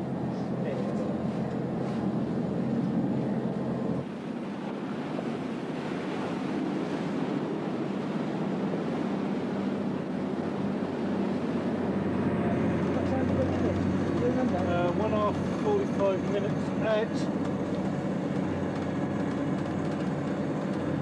11:15. 11:15, that's right. Let's just about do it then. About 8 miles to go. Is it good, Dad? Looks good. A Filipino fell off a ladder while painting and will probably end up in an orthopedic ward with a Grimsby man who did the same, but who's never been to sea. So me in bed. To fetch him from the ship, to give him first aid and rush him to the shore, no charge.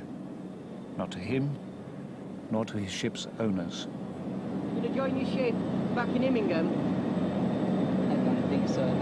Maybe fly home, eh? Fly home. Bit of luck. When should you in? Pardon? When should you into Immingham? When? Yeah. Tomorrow morning. Tomorrow morning? No, I don't think personally that the RNLI would ever charge. We rely on voluntary contributions to run the service. They pay for the fleet, they pay for the crews, the equipment and everything. And I think if it was ever brought into force that there would be a charge for saving a life or saving property, I'm sure it would go the opposite way, where people wouldn't ask for assistance until the job or incident that they had was extreme, and it would probably lead to boats not calling for assistance till it was too late because of the fear of what it was going to cost them. This dressing, okay? Right, we'll just come round there.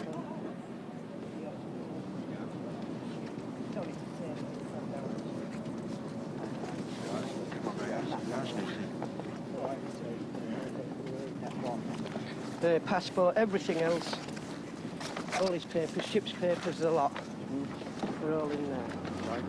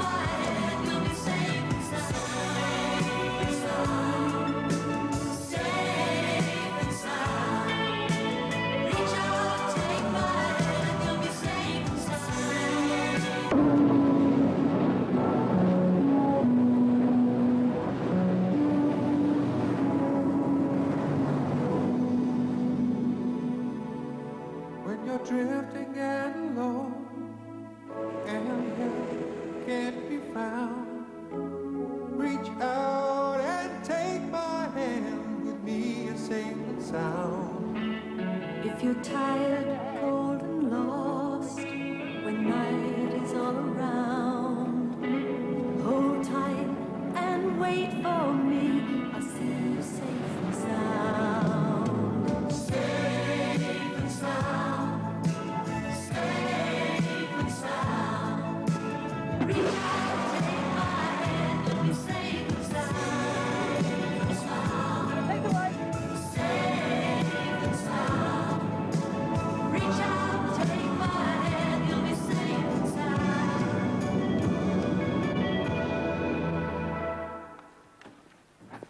Every morning on the mainland, the rotation of the Humber Coast Guard watch begins. Morning, gentlemen. At 6:30, a Land Rover picks up the fresh watch in Easington, and the collar and tie members of the Humber Coast Guard drive out down the 4-mile-long strip of sand to relieve their colleagues in the Humber Marine Rescue Centre.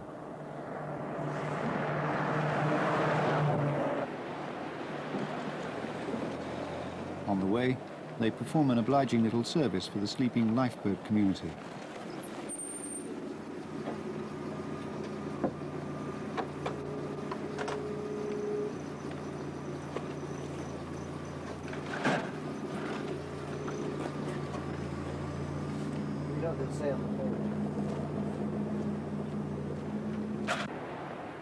It's February, and the day of the week is Saturday, when most offices and factories have closed down and the world's turned its attention away from work. The Division 1 Championship is hotting up. There's racing at Nottingham, Chepstow and Newcastle have been abandoned because of frost, and the industrial estates of the country are deserted. This is going to have quite a bearing on what follows.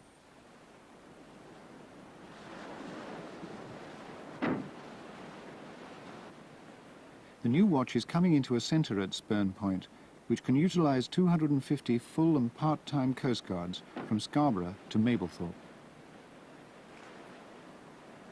Basically it is search and rescue work, that's the main part of the job, but there's a lot also involved of informing people, keeping them informed of weather conditions, tides, people who want information. There's cliff incidents, beach incidents, lost children. There's the incidents where you find bombs on the beach, people find bombs on the beach, this type of thing, and then they inform us. We don't actually deal with it as such. And all other sort of things, pollution, although again we don't deal with the pollution ourselves, we're told about it and we pass it on to the appropriate authorities. And we act as communications relay, and that takes up quite a bit of time. Morning to you, Bill. Right.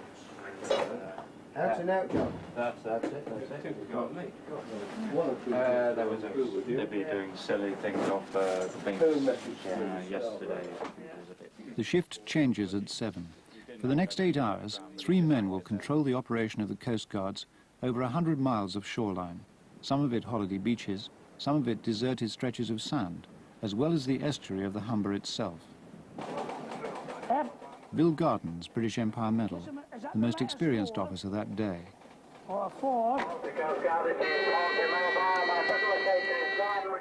Phil Eves, who will hardly put the phone down for the entire shift.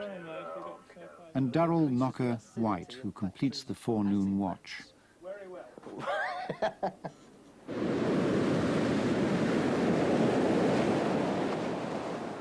Shortly after their shift begins, something is washed up on the beach that will start a chain of events that will last throughout the weekend. One of the local people in the village here at Easington discovered 6 strange canisters on the beach at Easington, and they appear to be the same kind of stuff. We've got several have got sulfuric acid, and the others have got mercury nitrate in. So our question is, where did it go down? Was it tipped over the side from a ship, which is more than likely? And how much was it that went over the side?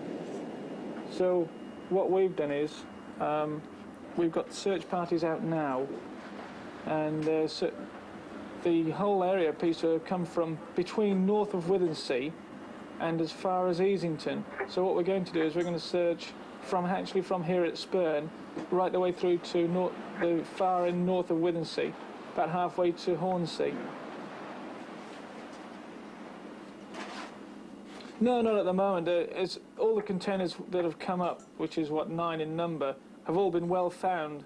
They're not cracked or broken or distorted in any way, apart from the fact that they're well worn. As regards this sulphuric acid containers has been washed ashore between Easington and Withensea. Can you put me in somebody that's dealing with that? Can you put me in contact with somebody that's dealing with that?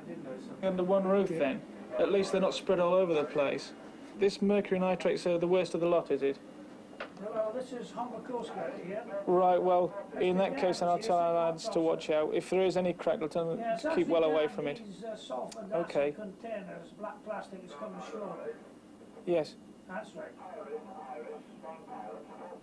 Righto, well, I'll tell the police to do that then. Yeah. That's correct. Yeah. Now what? I'll just put you in the picture what we're doing. Right, there's another strange one it's called like a hardness buffer or something.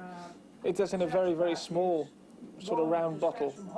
So, anyway, I'll get them to dig a bigger hole and drop them in and cover it with sand. Yeah, okay then. Yes, fine. Cheerio now, bye-bye. Is the container leaking? No, we don't think it is at this time because what we suspect is in there would leave an obnoxious smell, although we have found one bottle 3/4 full. But there doesn't appear to be leaking at this time. But we're looking for several. We're not looking for one, you see. We haven't found them all yet, we don't think.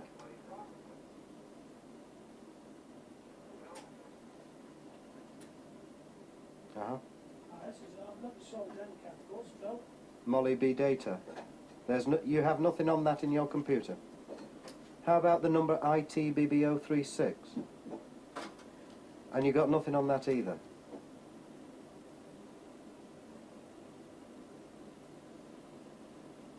Sorry, you'll pass it to whom?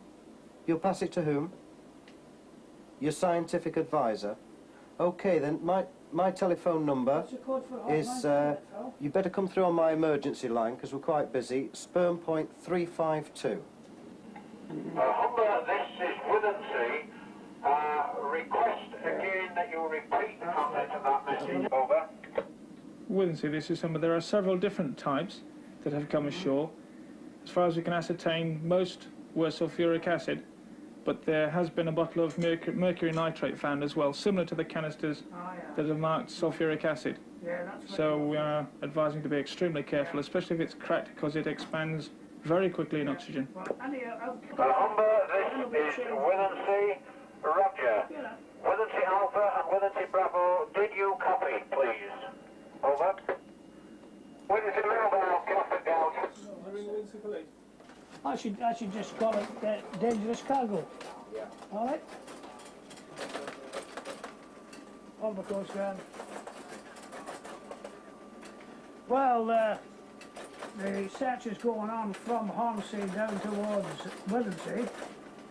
Withensea coming down to, they're going to search from Waxholm to Humpton. Where have you got it? And then from Humpton to Easington. But unfortunately, we can't get nobody to Easington at all. It just says here, mercury is bad enough in itself. It's hazardous to fish, but mercury nitrate is quite nasty, especially with the nitrate behind it as well. Very nasty.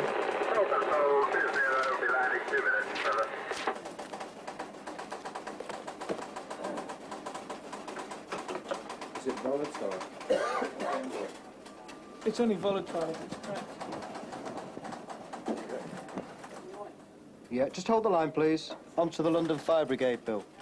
Yeah, okay, then go ahead, please. The Molly B. data, yes?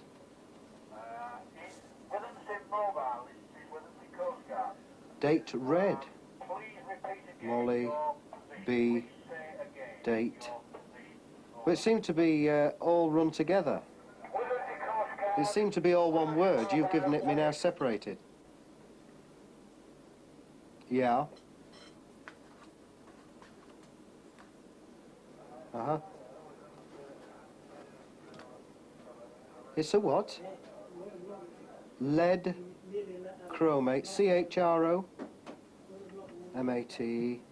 chromate pigment, yeah.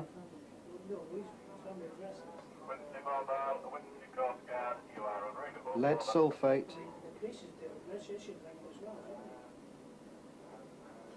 and lead moly B-date.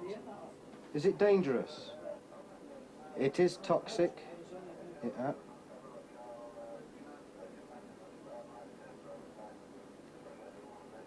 Has chem code 2 X-ray. Yeah. Yeah, okay, well it sounds like it could be it. Can we take the lid off carefully without spilling this stuff and just check that it is a powder rather than a liquid? Would you advise that? Well, rubber gloves. I see, it's not to be inhaled. Well, we will not take the lid off then, sir.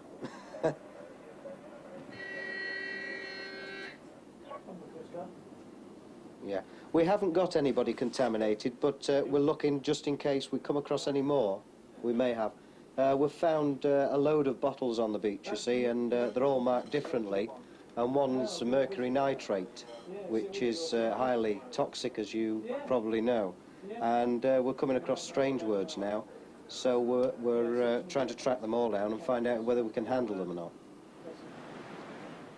What they've designated dangerous cargo continues to be washed ashore throughout the day.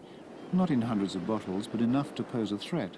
And all this while, the Coast Guards are in the hands of the sea. What will happen depends on wind and tide.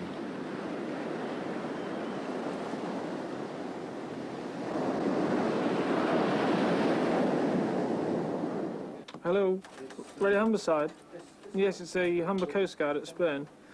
Could you make an urgent broadcast for us, please? Yes, it's what it is. We have several containers coming up on the beach containing.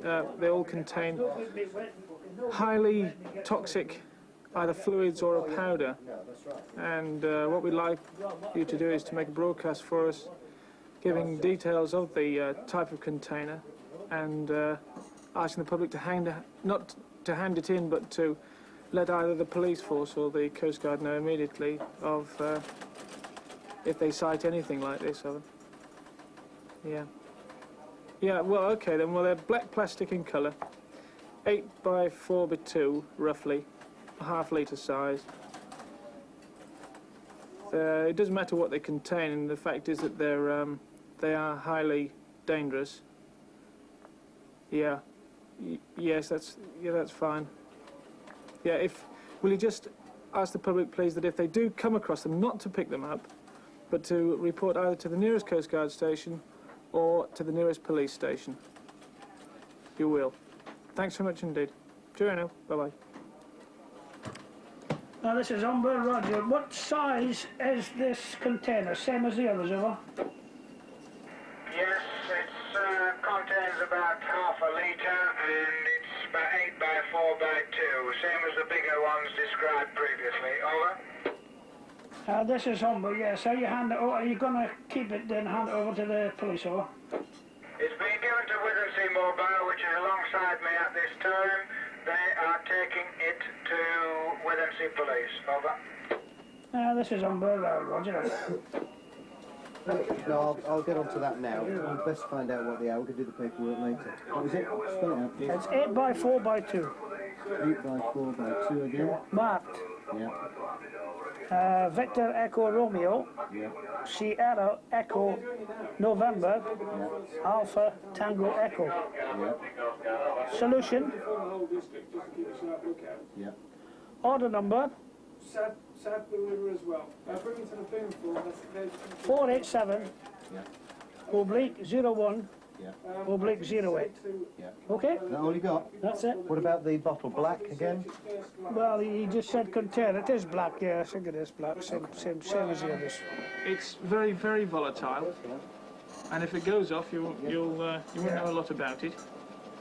The fire brigade, and according to our books, suggest that you dig a big hole and put the whole lot in, the bottle and the other bottles with it, and just mark it until the fire brigade get there. That bit, we can always According to our radio, they found another bottle by the sound of it, and we'll drop everything off into this hole that you're going to dig for us, if you will. Yeah, okay. So your section for these will be under the warden's house. So if you'll get rid of it quickly out of the office. Okay then. Okay. Well, what exactly have they got? They've got a black plastic bag. Not yet. Yeah. Yeah, no, I've just been looking through our books. Yeah. So, yeah, fair to take it off the desk. 3 parts full. No, we're still checking. Have they got any glove? Okay then. Okay. Are you sure it's not leaking? Okay then. Yeah, and they're continuing the patrol with this in a bag. Yeah, can't they make way to the road and the Land Rover pick this thing up?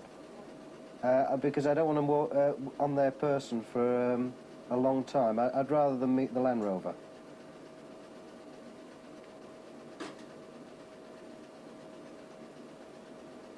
Yeah, don't chuck it in this black plastic bag, you know, handle it carefully and walk along with it. Use the plastic bag to buffer the hands from the bottle, just in case. Okay then. Thank you, bye. What was it, Darryl? Do they know? No, they don't know. It's got a yellow label. Have you got anything there with a yellow label? Nothing. All the labels are off the others. They're all gone away. Well, this one's got a yellow label, 3 parts full. And they say it's not leaking. Well, I mean 3 parts full. A black one? Black one with a yellow label. So handle with care, put in a Land Rover. Okay. As the search widens, the vital questions start to be posed. Just how much more of the stuff is there? Where was it first manufactured? In what sort of quantities would anybody want mercury nitrate?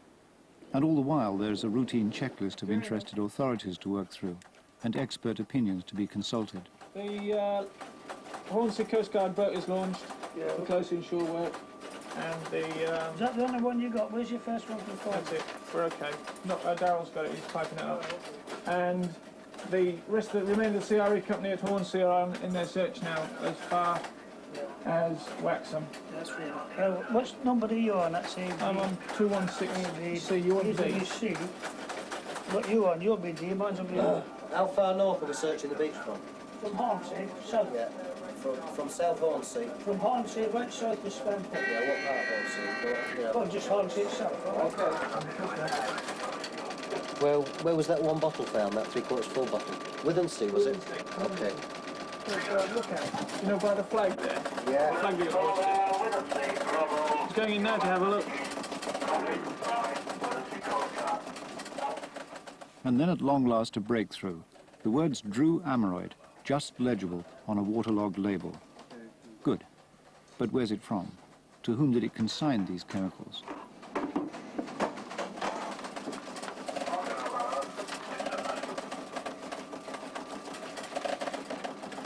I think there's one you've left out, Malcolm. Yeah, go on, tell us. That one, that for their information. Which always one? very long one, what was it? They put them on the address. There it is on the... County Oil Pollution Officer? Just for information. That's oil pollution, isn't it? Yeah, but it don't matter, this is a dangerous thing, and you better let them know as well. Otherwise they'll say they didn't have to. Okay?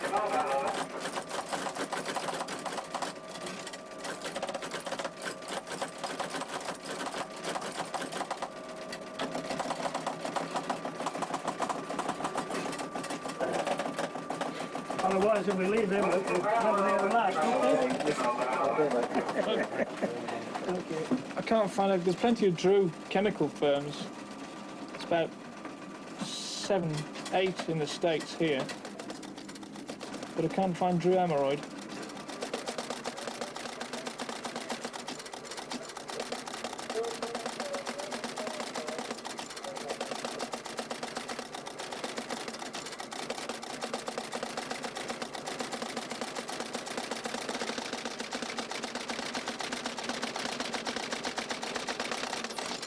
Have we found out where it's from or anything yet? No, we haven't found out where it's from yet.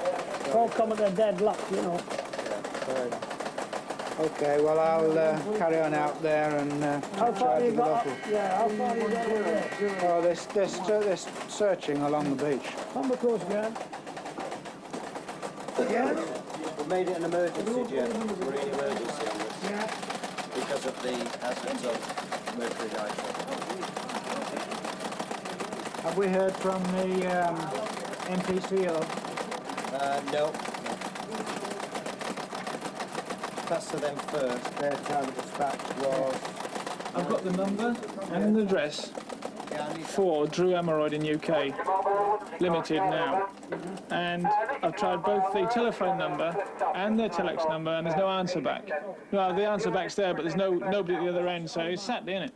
So what I'll do is I've found another UK number for them in Marlow in Kent, so I'll go through there, and if there's no answer there, I'll try and get the police in Manchester to see if they have an emergency number for them. Okay? Yeah, so you consider this mercury nitrate highly dangerous to fish, and you want Holderness Coastline fishing, inshore fishing fleet to suspend operations. Yeah. Yeah, and you'll get onto that this afternoon, will you? Yeah. Okay then. Yeah. Any fish caught on the Holderness coast is suspect, is it? Yeah. Okay. Yeah. Right, fine. Thanks very much. Bye-bye. I've had Wednesday walking down as far as you. Right. Have you got a telephone, telex number for that American? I just want to know where this section... What we're trying to do is get a hold of a firm in Manchester called Drew Emeroyd. I don't believe they're going to search. They're in Trafford Park. No, this is on my road. Thanks very much indeed. We're trying to get a hold of a firm called Drew Emeroyd. D-R-E-W A-M-E-R-O-I-D.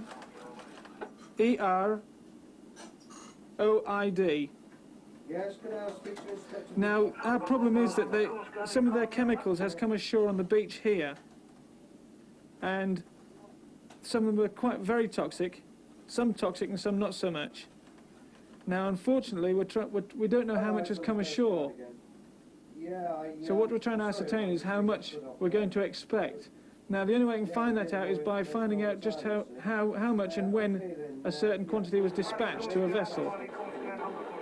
But that's right. Now, pardon? It's 10X Road. Yeah. Now, at the moment, there's no answer from anybody. You've never heard of 10X Road? You know 10X Road? It's a very, very big firm, actually. Well, it's a UK subsidiary because it'll only look rather small. But it's an American firm and it's a hell of a size. Now, what we're trying to do is trying to get hold of somebody who might know something about the chemicals that are coming ashore.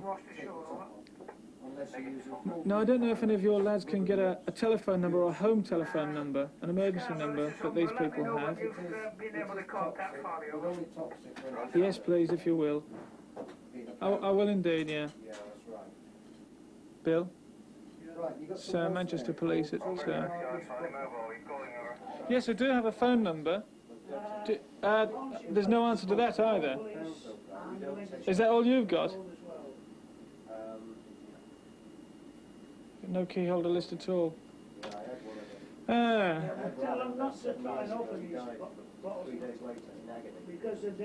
So 8721782, same as ours. Ah well, I'll have to try something else then. After 8 hours, nothing had been resolved, nothing nailed down, and the shift changed. So, you know, that's the little incident we've got at the moment. No, we've got the company name. Beaches have been searched now, as I say, they're on the last leg here at Spurn. There's one been reported up the far end there somewhere by some school children. And that's what they're looking for now, but while they're at it, they're going down the beach as well. The school kids walked up the point. Yeah, that's where the children have seen one, or think they've seen one. Yeah. No, I haven't seen anything I wouldn't. I mean, it's great for Mr. Dunkley to inform inshore fishermen, but we've got a lot of beach anglers here as well. And myself, I think that's the next stage, is to go down along them. Flash, which we flashed a couple of hours ago, but it's certainly worth repeating. The Coast Guard's at Spurn Point and the police have this morning discovered 12 dangerous canisters on the shoreline between a point just north of Withensea and Spurn Point. The canisters contain about ½ a litre of sulfuric acid and mercury nitrate and are described as potentially dangerous. The canisters are black and plastic and are about 8 inches by 4 inches by 2 inches in size. If you spot any such canisters on the shoreline, you should mark their position and report the discovery immediately to either the Coast Guards or the police. Meanwhile, the Coast Guards are themselves conducting their own search of the shoreline. Gentlemen, could I have your attention for a moment, please?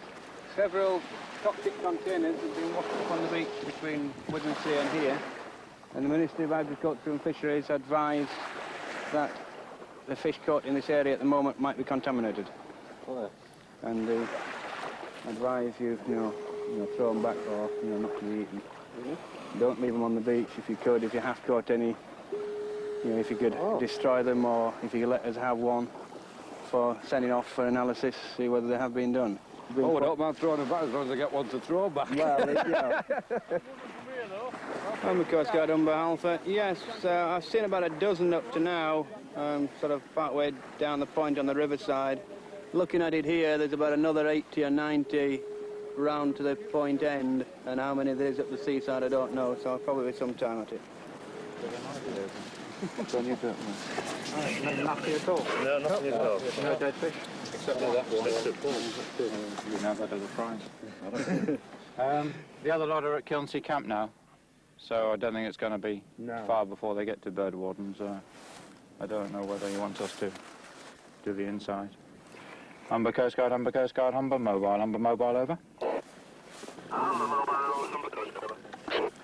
Humber Coast Guard, this is Humber Mobile, over. Yes, Humber, no further requirement to extend the search. Return to station, and thank you, John, over. Humber Coast Guard, Humber Mobile, Roger, will return up to meet the other team coming south, over. On Monday morning, no further bottles had come ashore. The Drew Ameroyd offices opened in Sidcup, and the Managing Director's secretary took the first call of the day. And after 6 shifts, which lasted twice round the clock in one telephone call, the Humber Coast Guards had all the answers they needed, and the incident closed. Yeah, Jeff, I've been in contact with Drew Ameroyd in Sidcup. Now they say this is most likely from a VLCC. The pack supplied for high-pressure boiler cleaning, usually sort of VLCCs, and they go out of date. They sort of go out of date after 6 months, so it's possibly could have got dumped over the side, as they're all in separate bottles, it looks like it. Yeah. Or the crate could have got washed over the side, stowed on deck and not stowed down below and washed over the side when the ship went to sea. So really speaking, it could have come from any one of a number of sources. Yeah. But it appears that, the quantities are not all that great, and the solutions are very weak. The mercury is only, there's only 2 bottles in a pack, 2 half-litre bottles, and a very weak What does solution. a pack consist of? Could they tell us that? Yes, he's got it, but it's all very weak solutions, all this sulfuric acid, versatinate solution, reaction reagents, mercury nitrate. I've got the list, but I'm not going to sort of tell it around. On the face of it, it would seem that we've already found a good quantity of what there is likely to be. Yeah. Fair enough. Well, as long as we don't get any more reports, then I think that virtually wraps it up.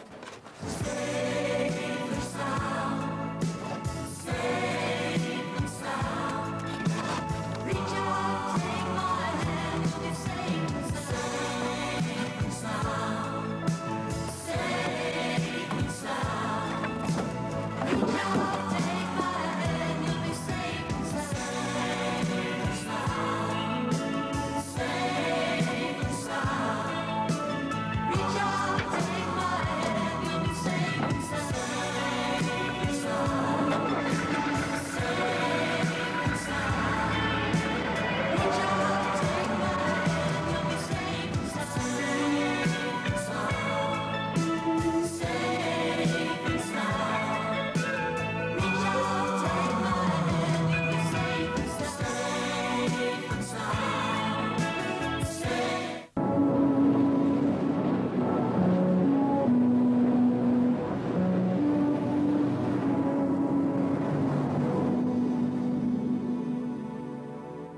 you're drifting and alone, and help can't be found, reach out and take my hand with me, a single sound. If you're tired, cold and lost, when night is all around, hold tight and wait for me, I'll see you safe and sound. Safe and sound, safe and sound. Reach out, take my hand, and be safe and sound. Take the way. Safe and sound. Reach out, take my hand, you'll be safe and sound.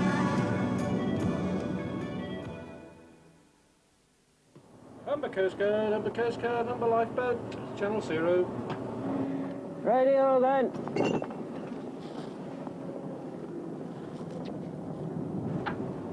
Humber Coast Guard, Humber Lifeboat, slimming moorings at this time, proceeding to investigate this small boat broken down off Spurn. Over. Being a lifeboatman is a lovely job to have if you see it in summertime and with the eye of a holidaymaker. But for the Humber Lifeboat crew, going to do a demanding job at sea is only part of the game. They have to work at staying friends on land. Sometimes it's a pleasure for them to go to sea, even for a job round the corner, just to break the boredom.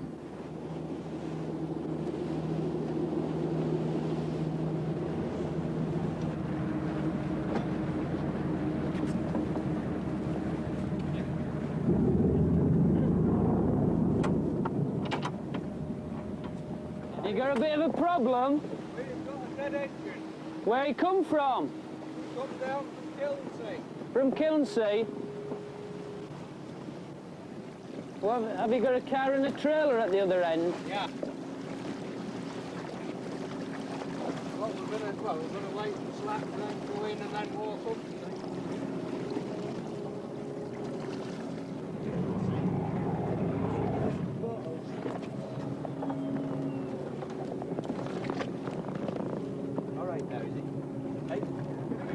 Under the ring first, and then over your clean. Right. Under where? Under the ring, on forward. Forward here, right forward. You're all right, Rich. Let it just fasten on your cleat. There's your glove. All right. That'll do.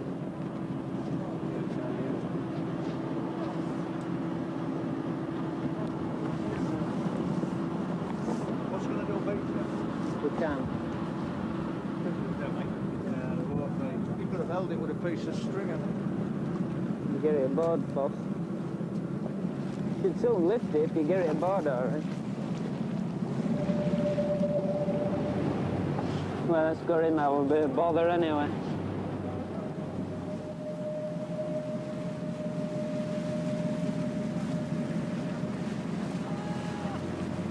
Humber Coast Guard, Humber Lifeboat. Roger, Phil. We're going to beach this boat at Spurn, straight a point. We'll then get all the names and addresses of the people on board, and we'll relay them to you as soon as we get back on the moorings.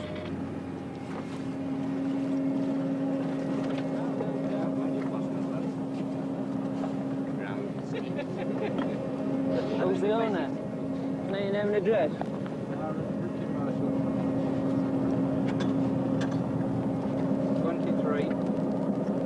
Selby Road. Bowman's Bowling Road. Never get on that one. What length is she? 16 foot. 16?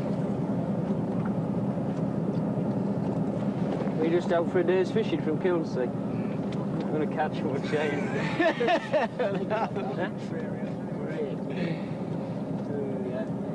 Have you been down here before?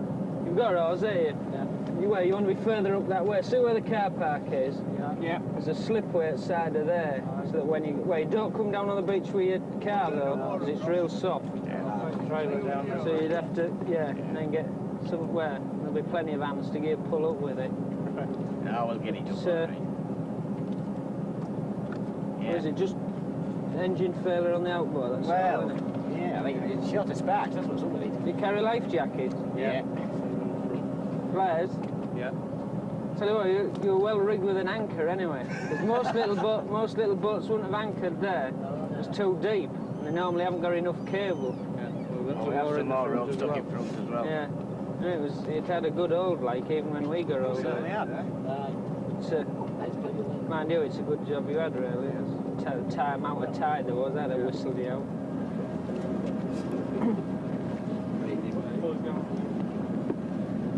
No, you Another satisfied customer.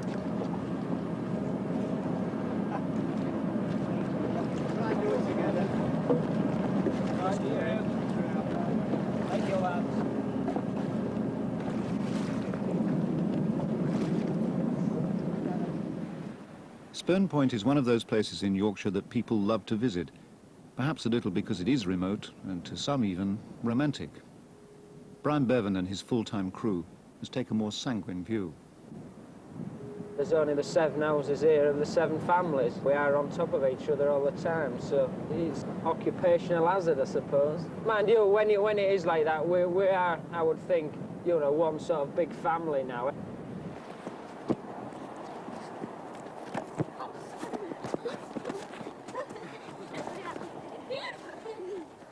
The crew must be married to serve at Spurn. The 7 couples have produced 14 children, the eldest of whom is at work, and the youngest still in nappies.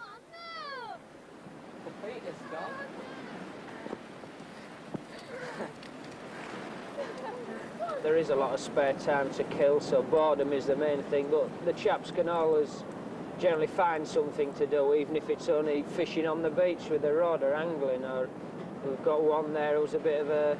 He has CB in his shed and he's a radio amateur. Rod you in? Yeah, I reckon they look smashing them on... well, you got them on slide as well. It's the wives probably that are sat in the house 6 days, and it's probably them, unless they find something to keep their minds occupied, it's them, I think, that becomes more unsettled as opposed to the lads. Sue White is married to Bob, the boat's mechanic. Both her boys were born on Spurn. When I used to live in a busy town, I used to get bored there. You know, that it's no different to anywhere else. I mean, say you got your friends down here, and if you do get bored, you know, that either one of them will come over or you'll just go over there. You soon get over it, but it's no different to living anywhere else, really. You're isolated and you're out the way, you know, you are sort of cut off, but you can't mix with as many people as you'd like to. But then again, you just get used to it. Oh, it does get on your nerves a bit with them being around you all day. Sometimes you wish for the bell to go so they'll get out your way, but mind you, go over in the shed and do odd jobs here and there. And they do get in your way when they're here day and night. But, you know, it's another thing, you just sort of learn to live with it. But as for his job, there's always a danger that one day they will go out and they might never come back. But that's one of the things I sort of never think about. His job is on the lifeboat and that's it, and it's his job. And you just go out and do it, you know, and sort of just worry about things once you get back, and he tells you.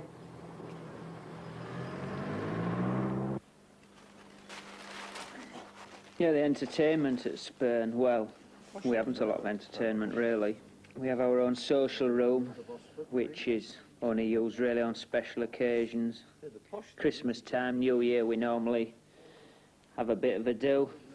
You're a bit tired in what you can do because you've always got in the back of your mind that the phone can ring at any moment and away you go.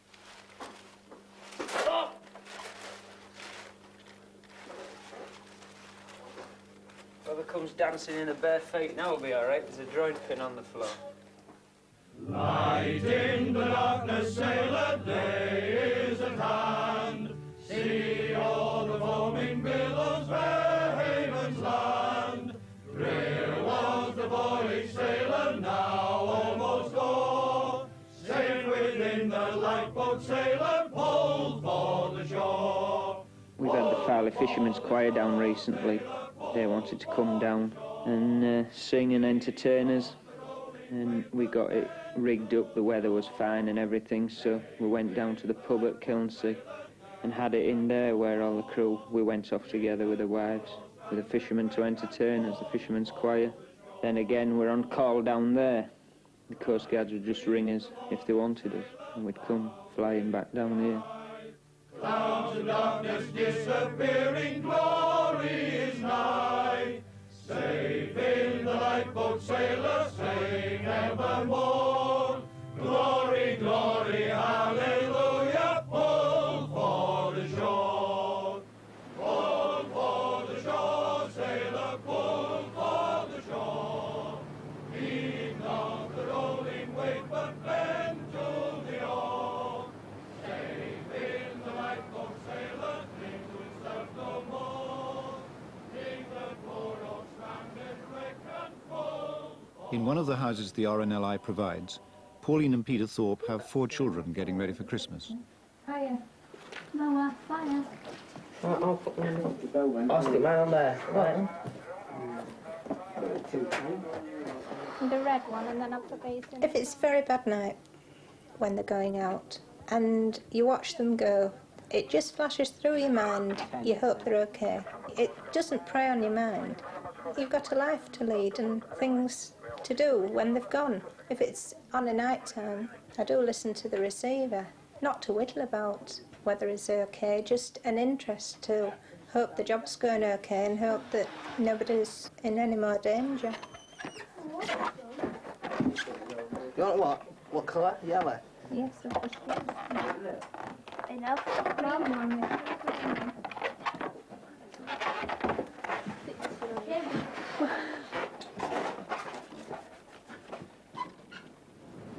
Good morning, Father Christmas. Hello there, doggy. I'm Vic. That's it, Hello right? there, doggy. Yes. Oh, that's jolly good. Good morning, everybody, and a Merry Christmas to you all. Merry Christmas to you all. Well, the smiling face. Hello, Mother. There's a new one there. Hello. Right, boys and girls, I've got some presents for you. All the way from Lapland. Bye, go. So, Daniel. Daniel is here. There's Daniel. Where's Daniel? Sit down if you are looking. Lots of presents. Claire? Claire, where are you, Claire? There we are, dear. From Father Christmas. Here now, Claire. Yeah.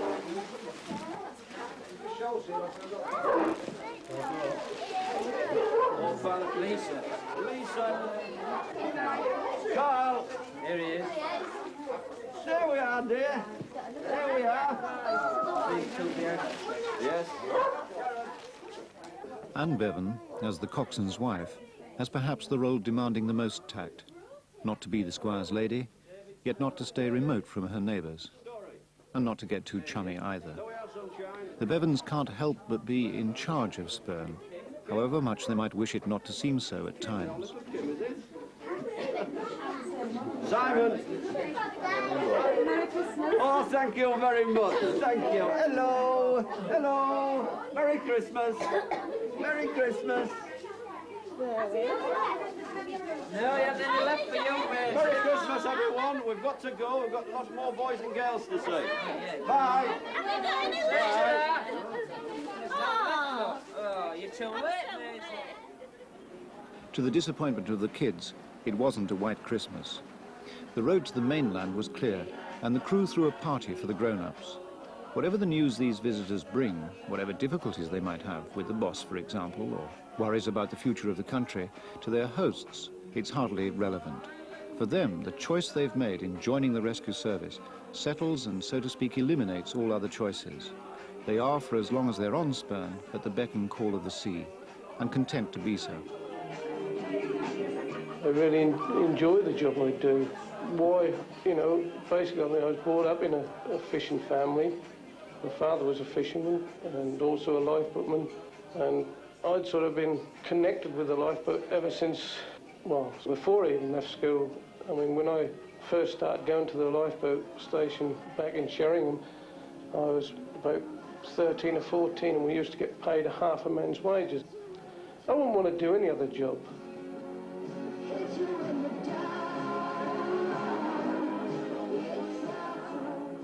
Then what about Penlee, someone asks? Well, it even makes me shiver now to think of it. Them lads, they did what they could, and they lost their lives for it. I might be making myself a scapegoat here, but the only thing I say is I think the RNLI should have given every man Jack a gold medal on that, even though, they'd lost their lives. What more could they give? That was like the Long Up, Fraserburgh. Those things happened. And if it should ever happen here, well, your number's there. If you go, you go.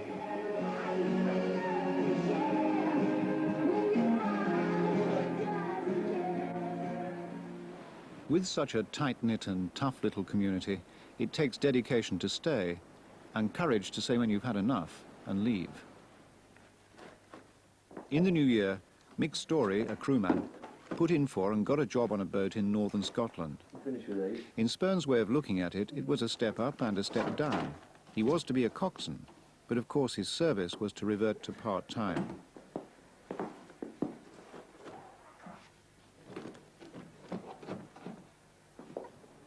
Yeah, Spurn Point's got something, I think, to offer to certain people. The isolation's rather nice at first, and the peace and quiet, and what have you. There's plenty of jobs to give anyone crew training here. But I think after a while, you grow out of it. You lose any sort of ability to contribute things to the station. I think I've lost it, so it's really about time I went. Oh, Dawn's quite happy about it. And she enjoys a challenge as well, a new start somewhere.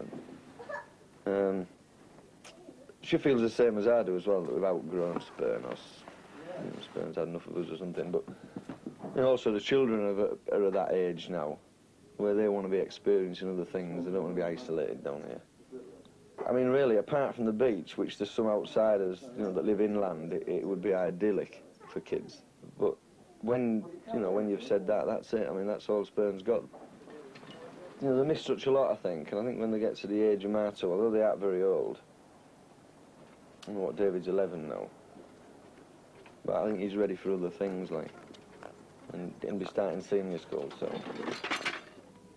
I think he ought to be around things where he can learn what he wants to do later on in life, whereas here, all he's ever going to see is either the pilots or the lifeboats.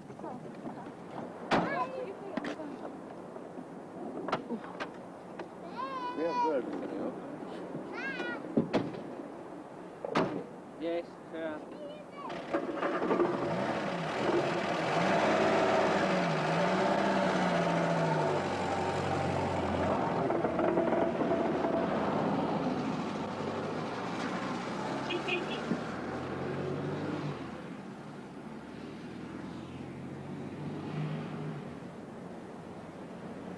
Get his thermals out now, eh? Snow up there.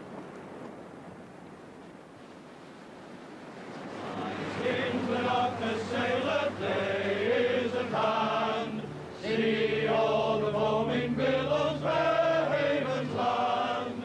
Here was the voyage sailor now. The crew at Spurn have a particular weather eye open for the wind in a certain quarter. When it blows from the southwest for hard enough and long enough, to board the lifeboat at its moorings would become just too dangerous. It's a matter of fine judgment. At a certain point, she must slip and run to the protection of the dock at Grimsby.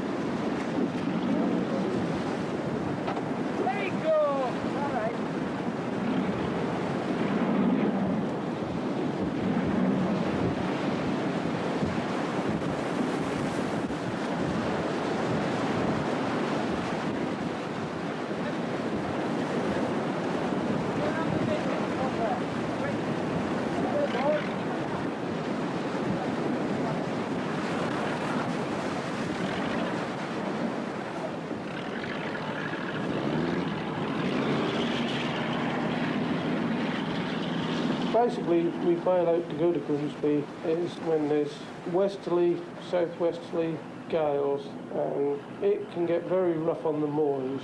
It isn't the fact that the big boat won't take it or is dangerous on the moorings, it's the fact that it's so dangerous for us to board, just using a small boarding boat and trying to go alongside 12 to 15 foot seas, breaking seas there, and you've got to try and get alongside a rolling lifeboat. I don't think there's anything rolls worse than a narrow lifeboat in windy weather, especially when she isn't steaming. And basically what we do is we bail out either just before or as the wind is starting to increase. We say, right, well, that's enough, we'll clear off to Grimsby.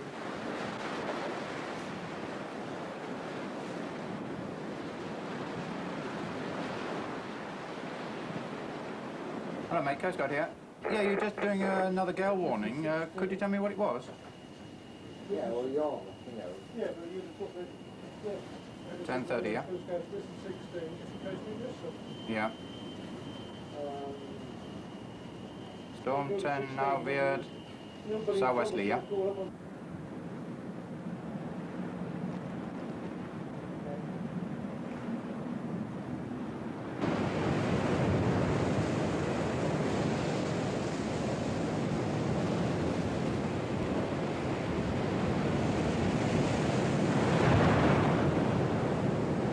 I think the worst part about the job is getting onto the lifeboat, actually, using this small boarding boat. It really is dangerous.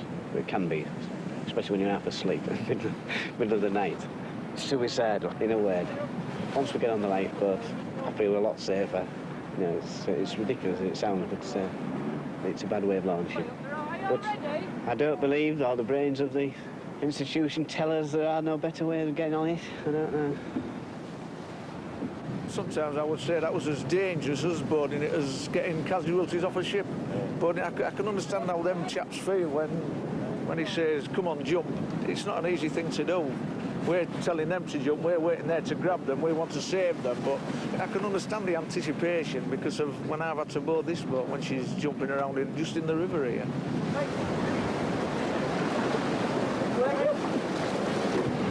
Back to me.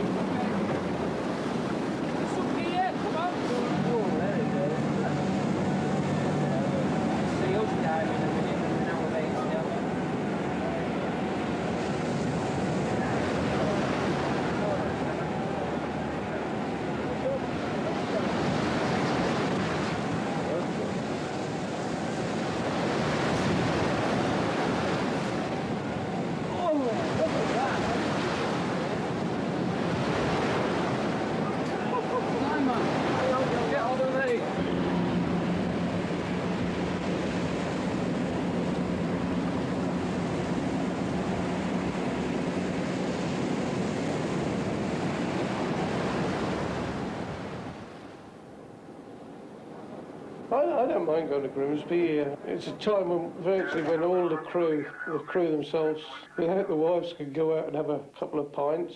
It's a case of you're either sitting on a lifeboat all night or you just walk up. Yeah, we're still on duty. Then again, we take a radio with us, and really it's no different leaving the boat over there moored to the walls than it is leaving it moored up on the moorings here. On the occasion of this particular southwesterly, there was a very unexpected pleasure for the manager of a local club.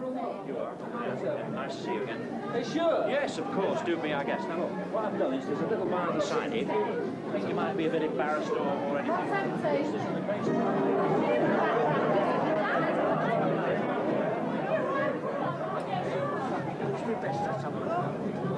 She said if it's left there or anywhere. You know, that's the only hat I've really found was comfortable. You know, like Mick's got that little peak when you put it down, you know, and unsnap. That's just what I've been after one for a long time. Well, I'll bring it back. One of them. More your age than mine. When I was a lad. But we'd like a nice round of applause for Brian Bevan and the lifeboat crew.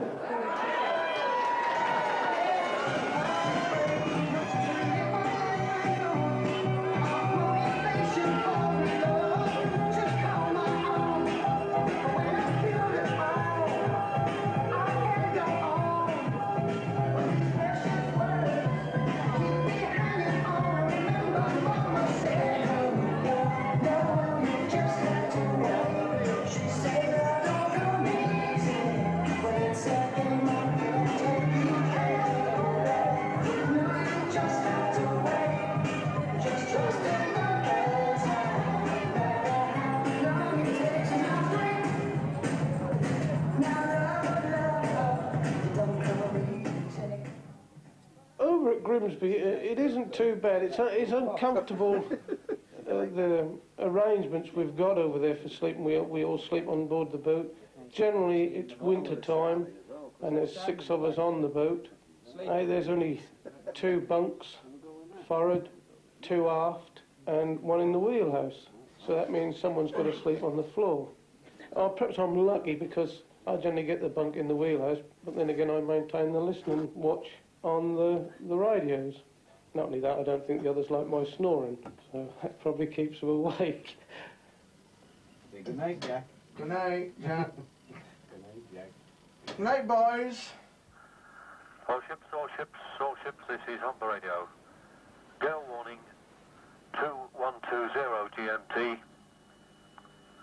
Fisher, German Bight, Humber. Gales now ceased. Southerly, severe gales force 9. Expected soon.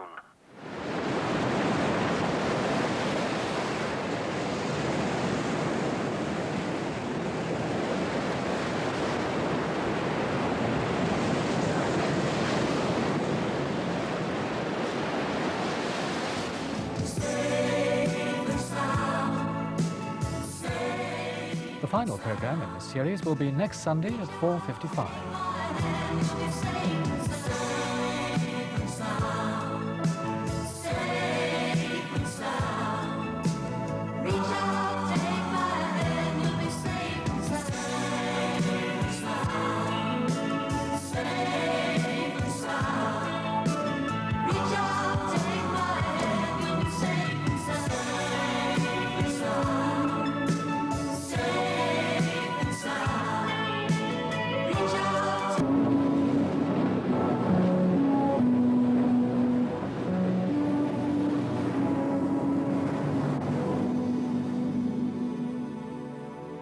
Drifting and alone, and help can't be found.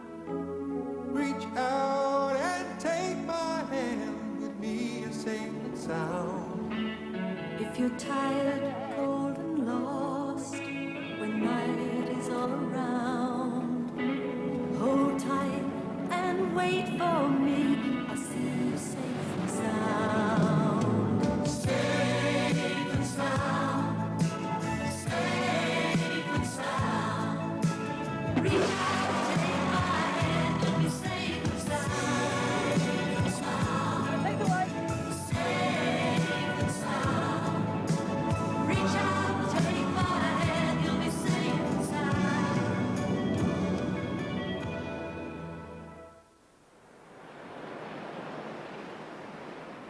Most of us only ever see a lifeboat from the beach in summer, when the idea of the sea being anything other than a family friend is something almost indecent.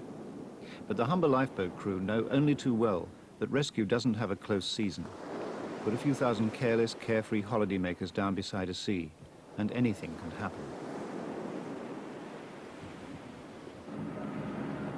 In the summer, the Coast Guards received a call from a motor yacht, Midnight Moon, which might or might not be on fire, and might or might not have issued a Mayday call, the international signal of distress. For the lifeboat service, though, there's no perhaps. The Humber Lifeboat put to sea. North of Mablethorpe. In the Coast Guard station, a discussion went on about how genuine the call had been. That Midnight Moon. Yeah? He's asking, do we know anyone that can give him a tug, which you've had all the information about, and I Yeah. said that there's no way we can help or you can help unless he's in distress, so he said we'll make it a Mayday. I don't honestly think he's in a distress situation as lost the Mayday, and yet he's asked for it. He's actually asked for one. He said make it a Mayday. But I certainly don't think he's in the full sense of the word in distress. No, he's not. No. He's becalmed, he says, but there is a gale warning, which there is. Yeah. There's a gale warning issued for the Humber. Yeah. If he's got no main engine, he could become a casualty. Is there anything you can do? Do you think? Well, my colleague here was saying if he's called Mayday, we have to treat it as a Mayday, and then we take it to a board of inquiry. Is it the only position you've got, Bill? At the moment, yes. I'll give you a course of speed to steer for Spurn Light Vessel. Roger, we'll proceed to Spurn. So, Dennis, to proceed to Spurn, and they'll give us a course there. Salt Spurn fleet Lake. overflow. What, mate, what? Salt fleet overflow. Mayday relay, mayday relay, mayday relay. All ships, all ships, all ships, this is Humber Coast Guard. A mayday relay.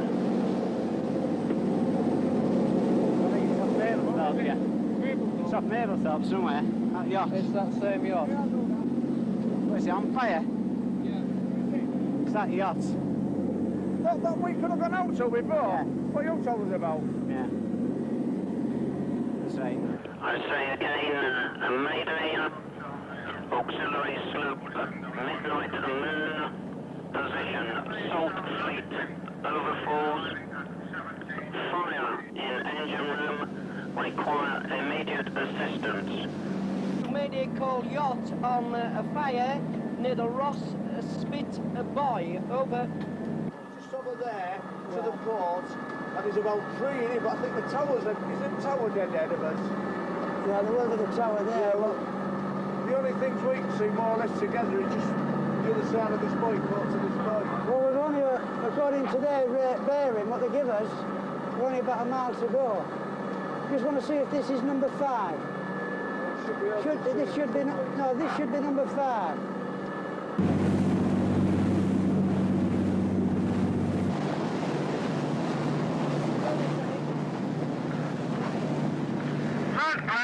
Lovely.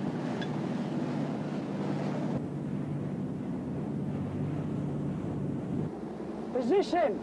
Have you got the glasses there? Have you got the glasses there?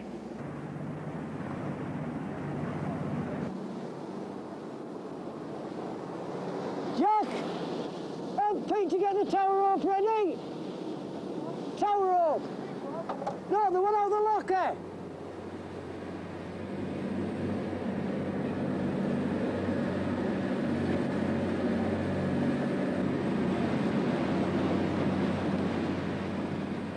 The lifeboat crew are professionals. They get there in best time. When they get there, they maintain a public politeness and composure. But if you listen, you can hear something of what they must feel about this side of their job, saving a man from his own lack of seamanship. Trouble them man that she use a mast if she's a yacht. Can't be very good seaman.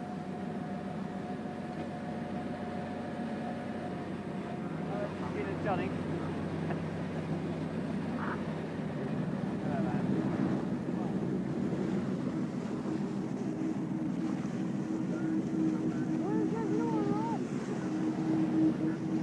We've got a lad as well. Use our row!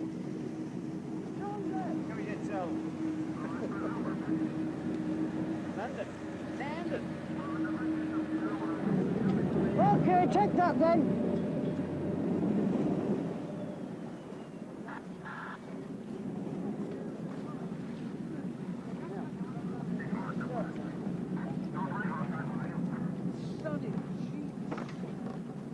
We're all around rope. All up here, Dennis. Oh, well, give him it then if you've got it all set through the fair lead.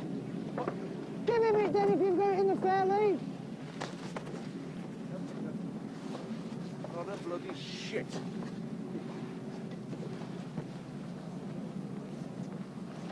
I hope you've got a good length.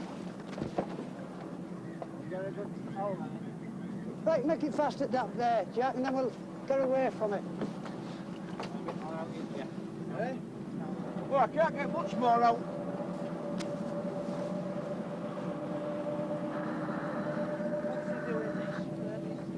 Is he all made fast? Are you made fast? All right, yeah. You got to wait then. Humber Coast Guard, Humber Lifeboat, Channel 0. Roger, remaining on Channel 0 from now. Hey. Roger, thanks very much. In rescue terms, even a long day like this one does some good, insofar as it advertises the need to think about the sea in a more responsible way. Better a wild goose chase, and more to the point, a free tow, than a disaster. I'll come and have a word with you when you're in the lock gates. But nobody would really want to be the skipper of the Midnight Moon, as Bob White examines her engine for signs of fire. was supposed to have been rebuilt last Is year. she still coming up?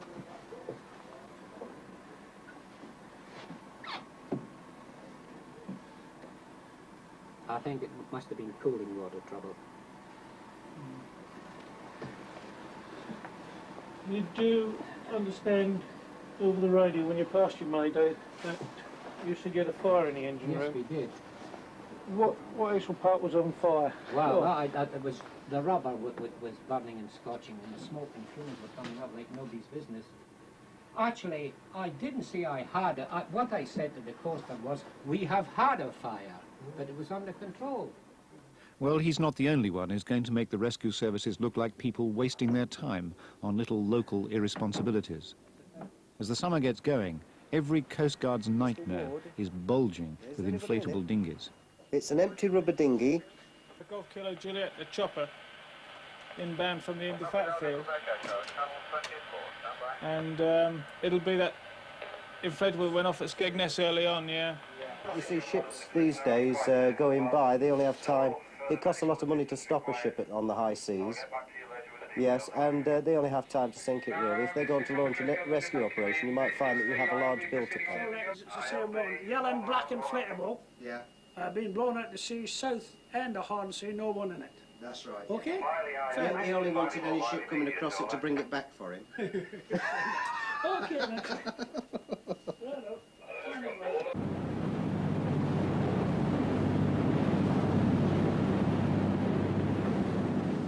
The summer is also the time, the only time, when the lifeboat can be checked out and drills practiced. The inspector of lifeboats for the East Coast, Tom Nutman, arranges for Brian Bevan to take his crew to Mablethorpe for a rendezvous with the inshore lifeboat crew stationed there. The two crews are going to practice their separate special roles, but there'll be a surprise in it for Mablethorpe.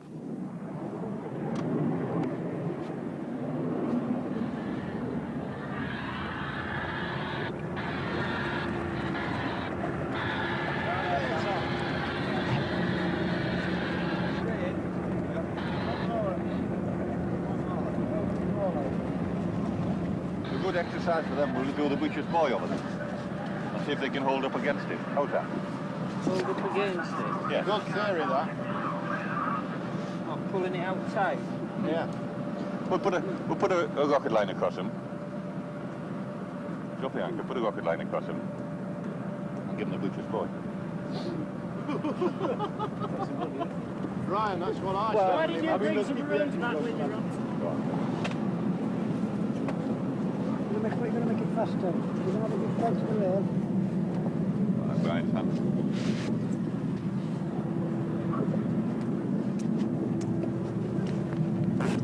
That trigger stuck again. That's going to lie well. Oh, that? No. Oh, hard luck. ILD Humber Lifeboat. When you've got it made fast, could we have one willing survivor in the butcher's boy over there? Got to keep it like that, right? Low side, probably. Yeah. To the boat? You'll go back. Let Brian put you in it.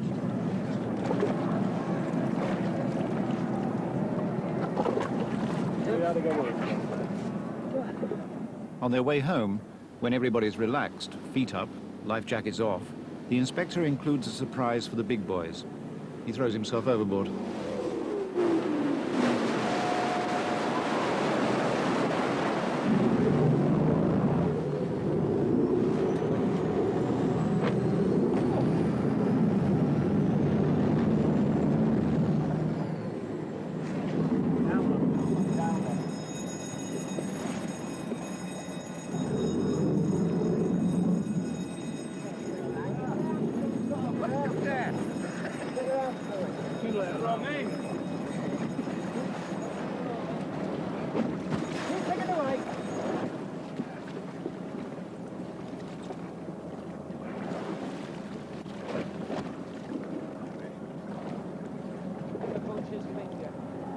Big boy. Tell her what with this end. Ready? Down. Man in board! The big event on shore that year was the arrival of the new crew member and his wife, Dave and Yvonne Cape.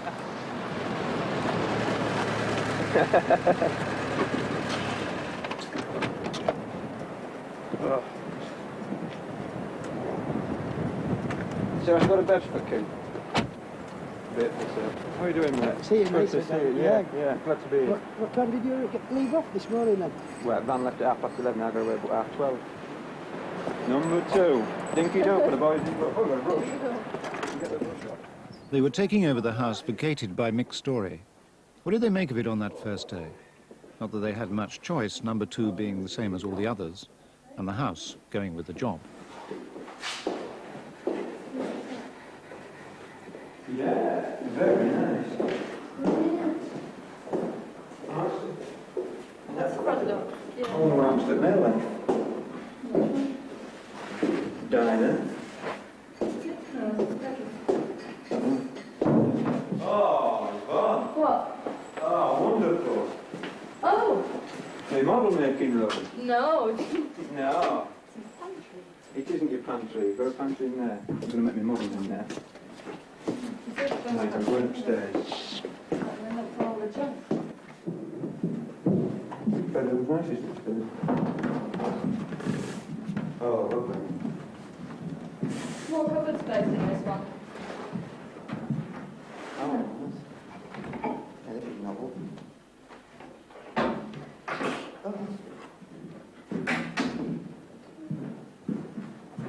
I'm going to fish some stuff in there. Is that out there? What out where? There's a Coast Guard station to the right out at sea. It's a ship. A ship at anchor.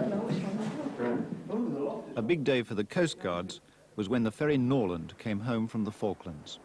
Norland, this is Humber Coast Guard, over. Humber, Norland. Norland, this is Humber Coast Guard. I have a short message for you. Can you take it down, over? Norland, this is Humber Coast Guard. With your return to Humberside, we'd like to welcome you with pride. For all the hard times you have had, on our behalf, this makes us sad.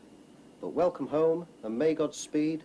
Your future voyages will be a pleasure indeed. This is Humber Coast Guard, over. Humber Coast Guard, this is Norland. Thank you very much indeed. About 10 seconds, just a minute. I'm going out, I'm walking out to let go, in case he bloody hits up with. I know you are. Spot on, boy. I got the right shit this time. I'm gonna make him fuck up.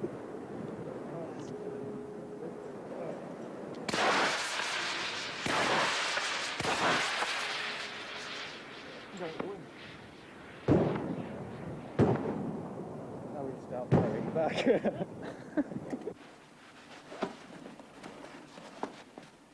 For Dave Cape, once the carpet's laid and the furniture's in, it's time to get down to learning the job. Well, I reckon if I said I wasn't nervous, I'd either be a liar or a fool. But I think I'm more excited than nervous. I am nervous, but I think I'm a bit more excited than nervous. I'm itching to go, and let's have a go and see what it's like.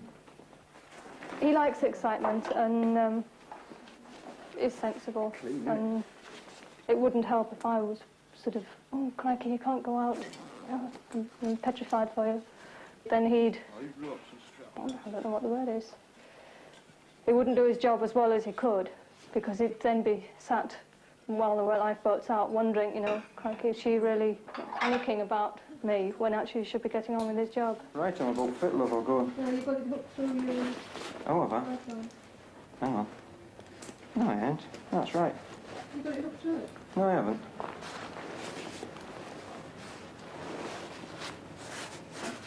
Took all my golden Oh, one. I see. It's hooked through. Right, I'm off. I'll see you later.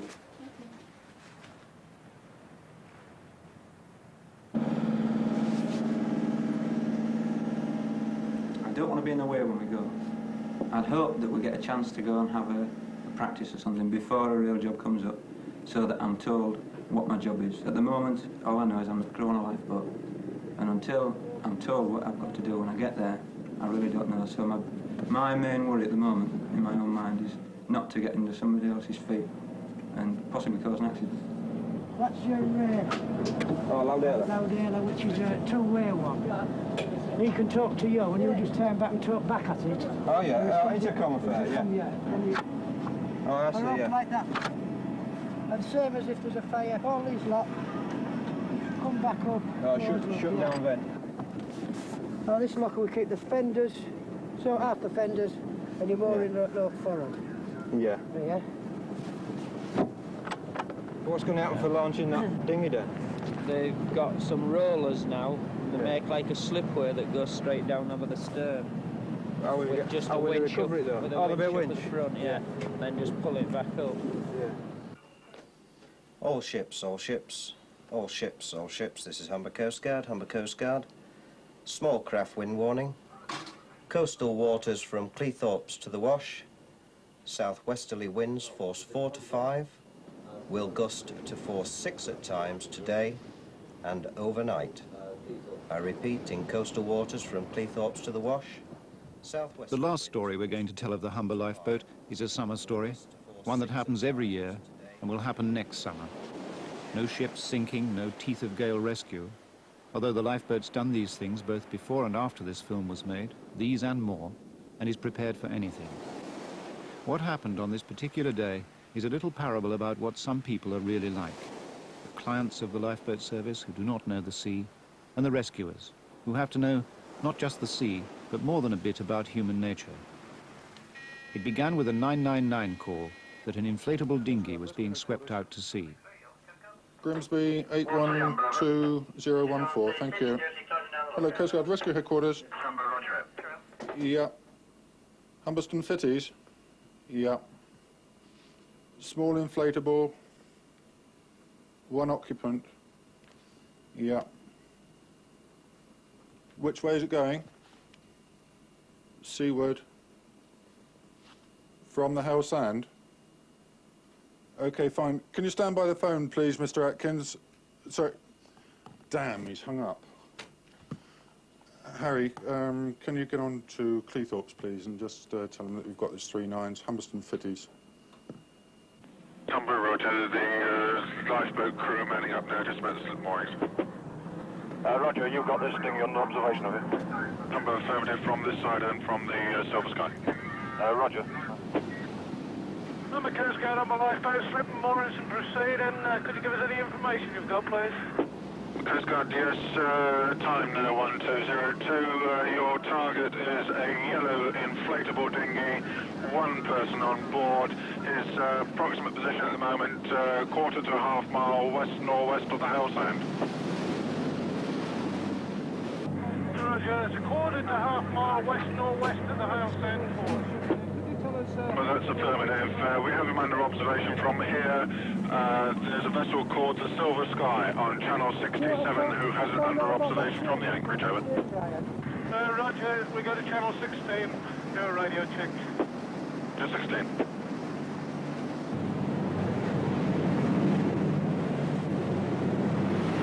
This Humber Coast Guard, Roger. We'll be grateful if you can con the lifeboat onto it. We're getting a little bit difficult to see from here, over. Right, yeah, will do. Gents, if the Humber Lifeboat can be straight to the Hale Sand port in their present position. Roger, mate, thank you. Humber Lifeboat, Cleethorpes Mobile, over. Cleethorpes Mobile, Lifeboat. Cleethorpes Mobile. When you get like that, could you confirm the number of persons on board? We have a report from persons on shore here that there might be 2 persons involved, over. Yeah, okay, over there in 2 minutes. Humber Coast Guard, Cleethorpes Mobile, just approaching the casualty now. Humber Coast Guard, Roger. Cleethorpes Mobile, Roger. I don't know, there looks like there's 3 or 4 kids in this one.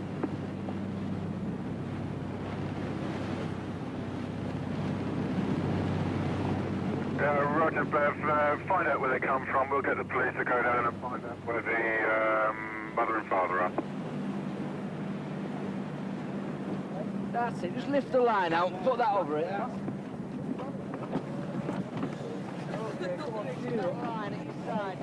Christ, there's 5 of them. They've just passed a bait aboard that can be only bloody weeks a month old. Slowly.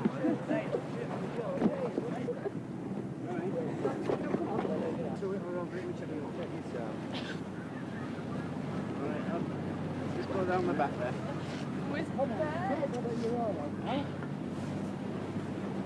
Get nice and warm in that fabric.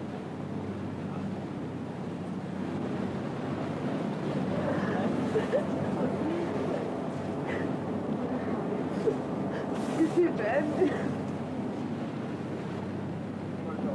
Where did he come from? Fatal? Yeah. Yeah, okay, from Sydney.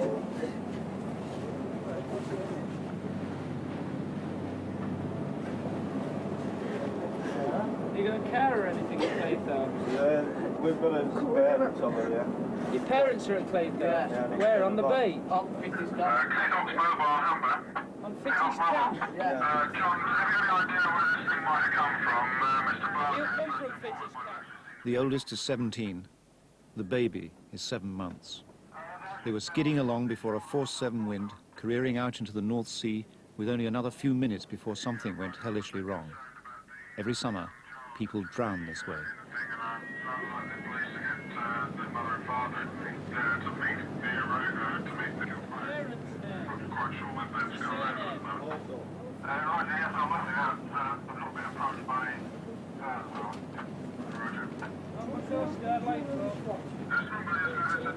Yeah, they've come from the Humberston Fitties, the camp, and the parents are on the camp.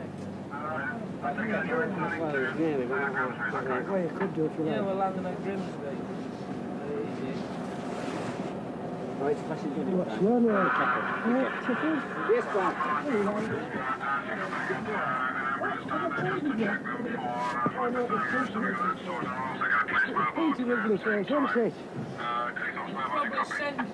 Send an ambulance down, just whip you to check you, make sure you're not suffering from cold and that. Yeah, they reckon they're alright. I think they're just more frightened than anything else.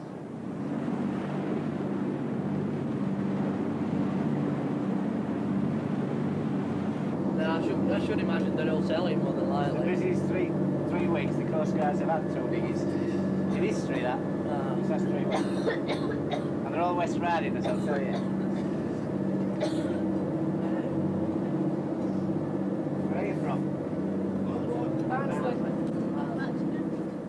Sickening at times, especially small inflatable craft. I actually feel like picking a knife up and putting it through them and saying, right, you won't do that again in that one. But that doesn't stop them, they'll just go to Woolies and buy another one.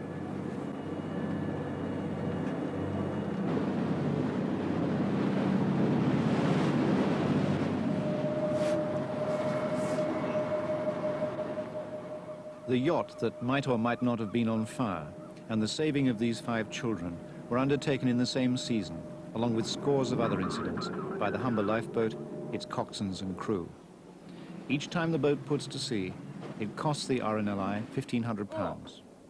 Sometimes, as happened here, money couldn't buy the service. Yeah. Well, our people would like you to go down to the hospital for a check-up. And then they'll get you transport from there back to the fitting or wherever you come from. Yeah. Eh? Yeah. It'll be safer. Alright? Yeah. Well, I've got some blankets up top. And let's get you away. Hiya! Hiya! People a swim? There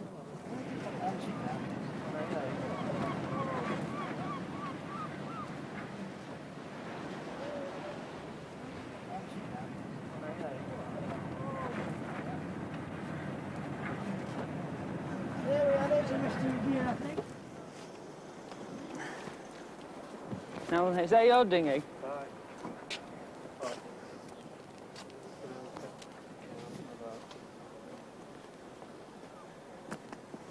Have you seen the kids? No, we've just got here. They've just whipped to hospital for a check, I think. They're all okay. Didn't know whether to fetch your dinghy back for your bonnet for you, give it a Viking funeral.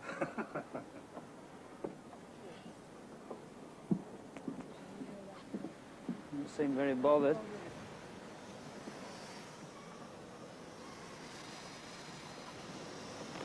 About 2 years since I swam out myself to save 5 rummins. Yeah, well, it's not a very clever river to be out in with one of these, is it? It's been a bit rough, I might not be It's coming all back to at keep- all. Keep to the edge, like, and if it were going out, fetch it in, but You can't do that round here. One of these, wind gets hold of it and that's it. That's it, yeah.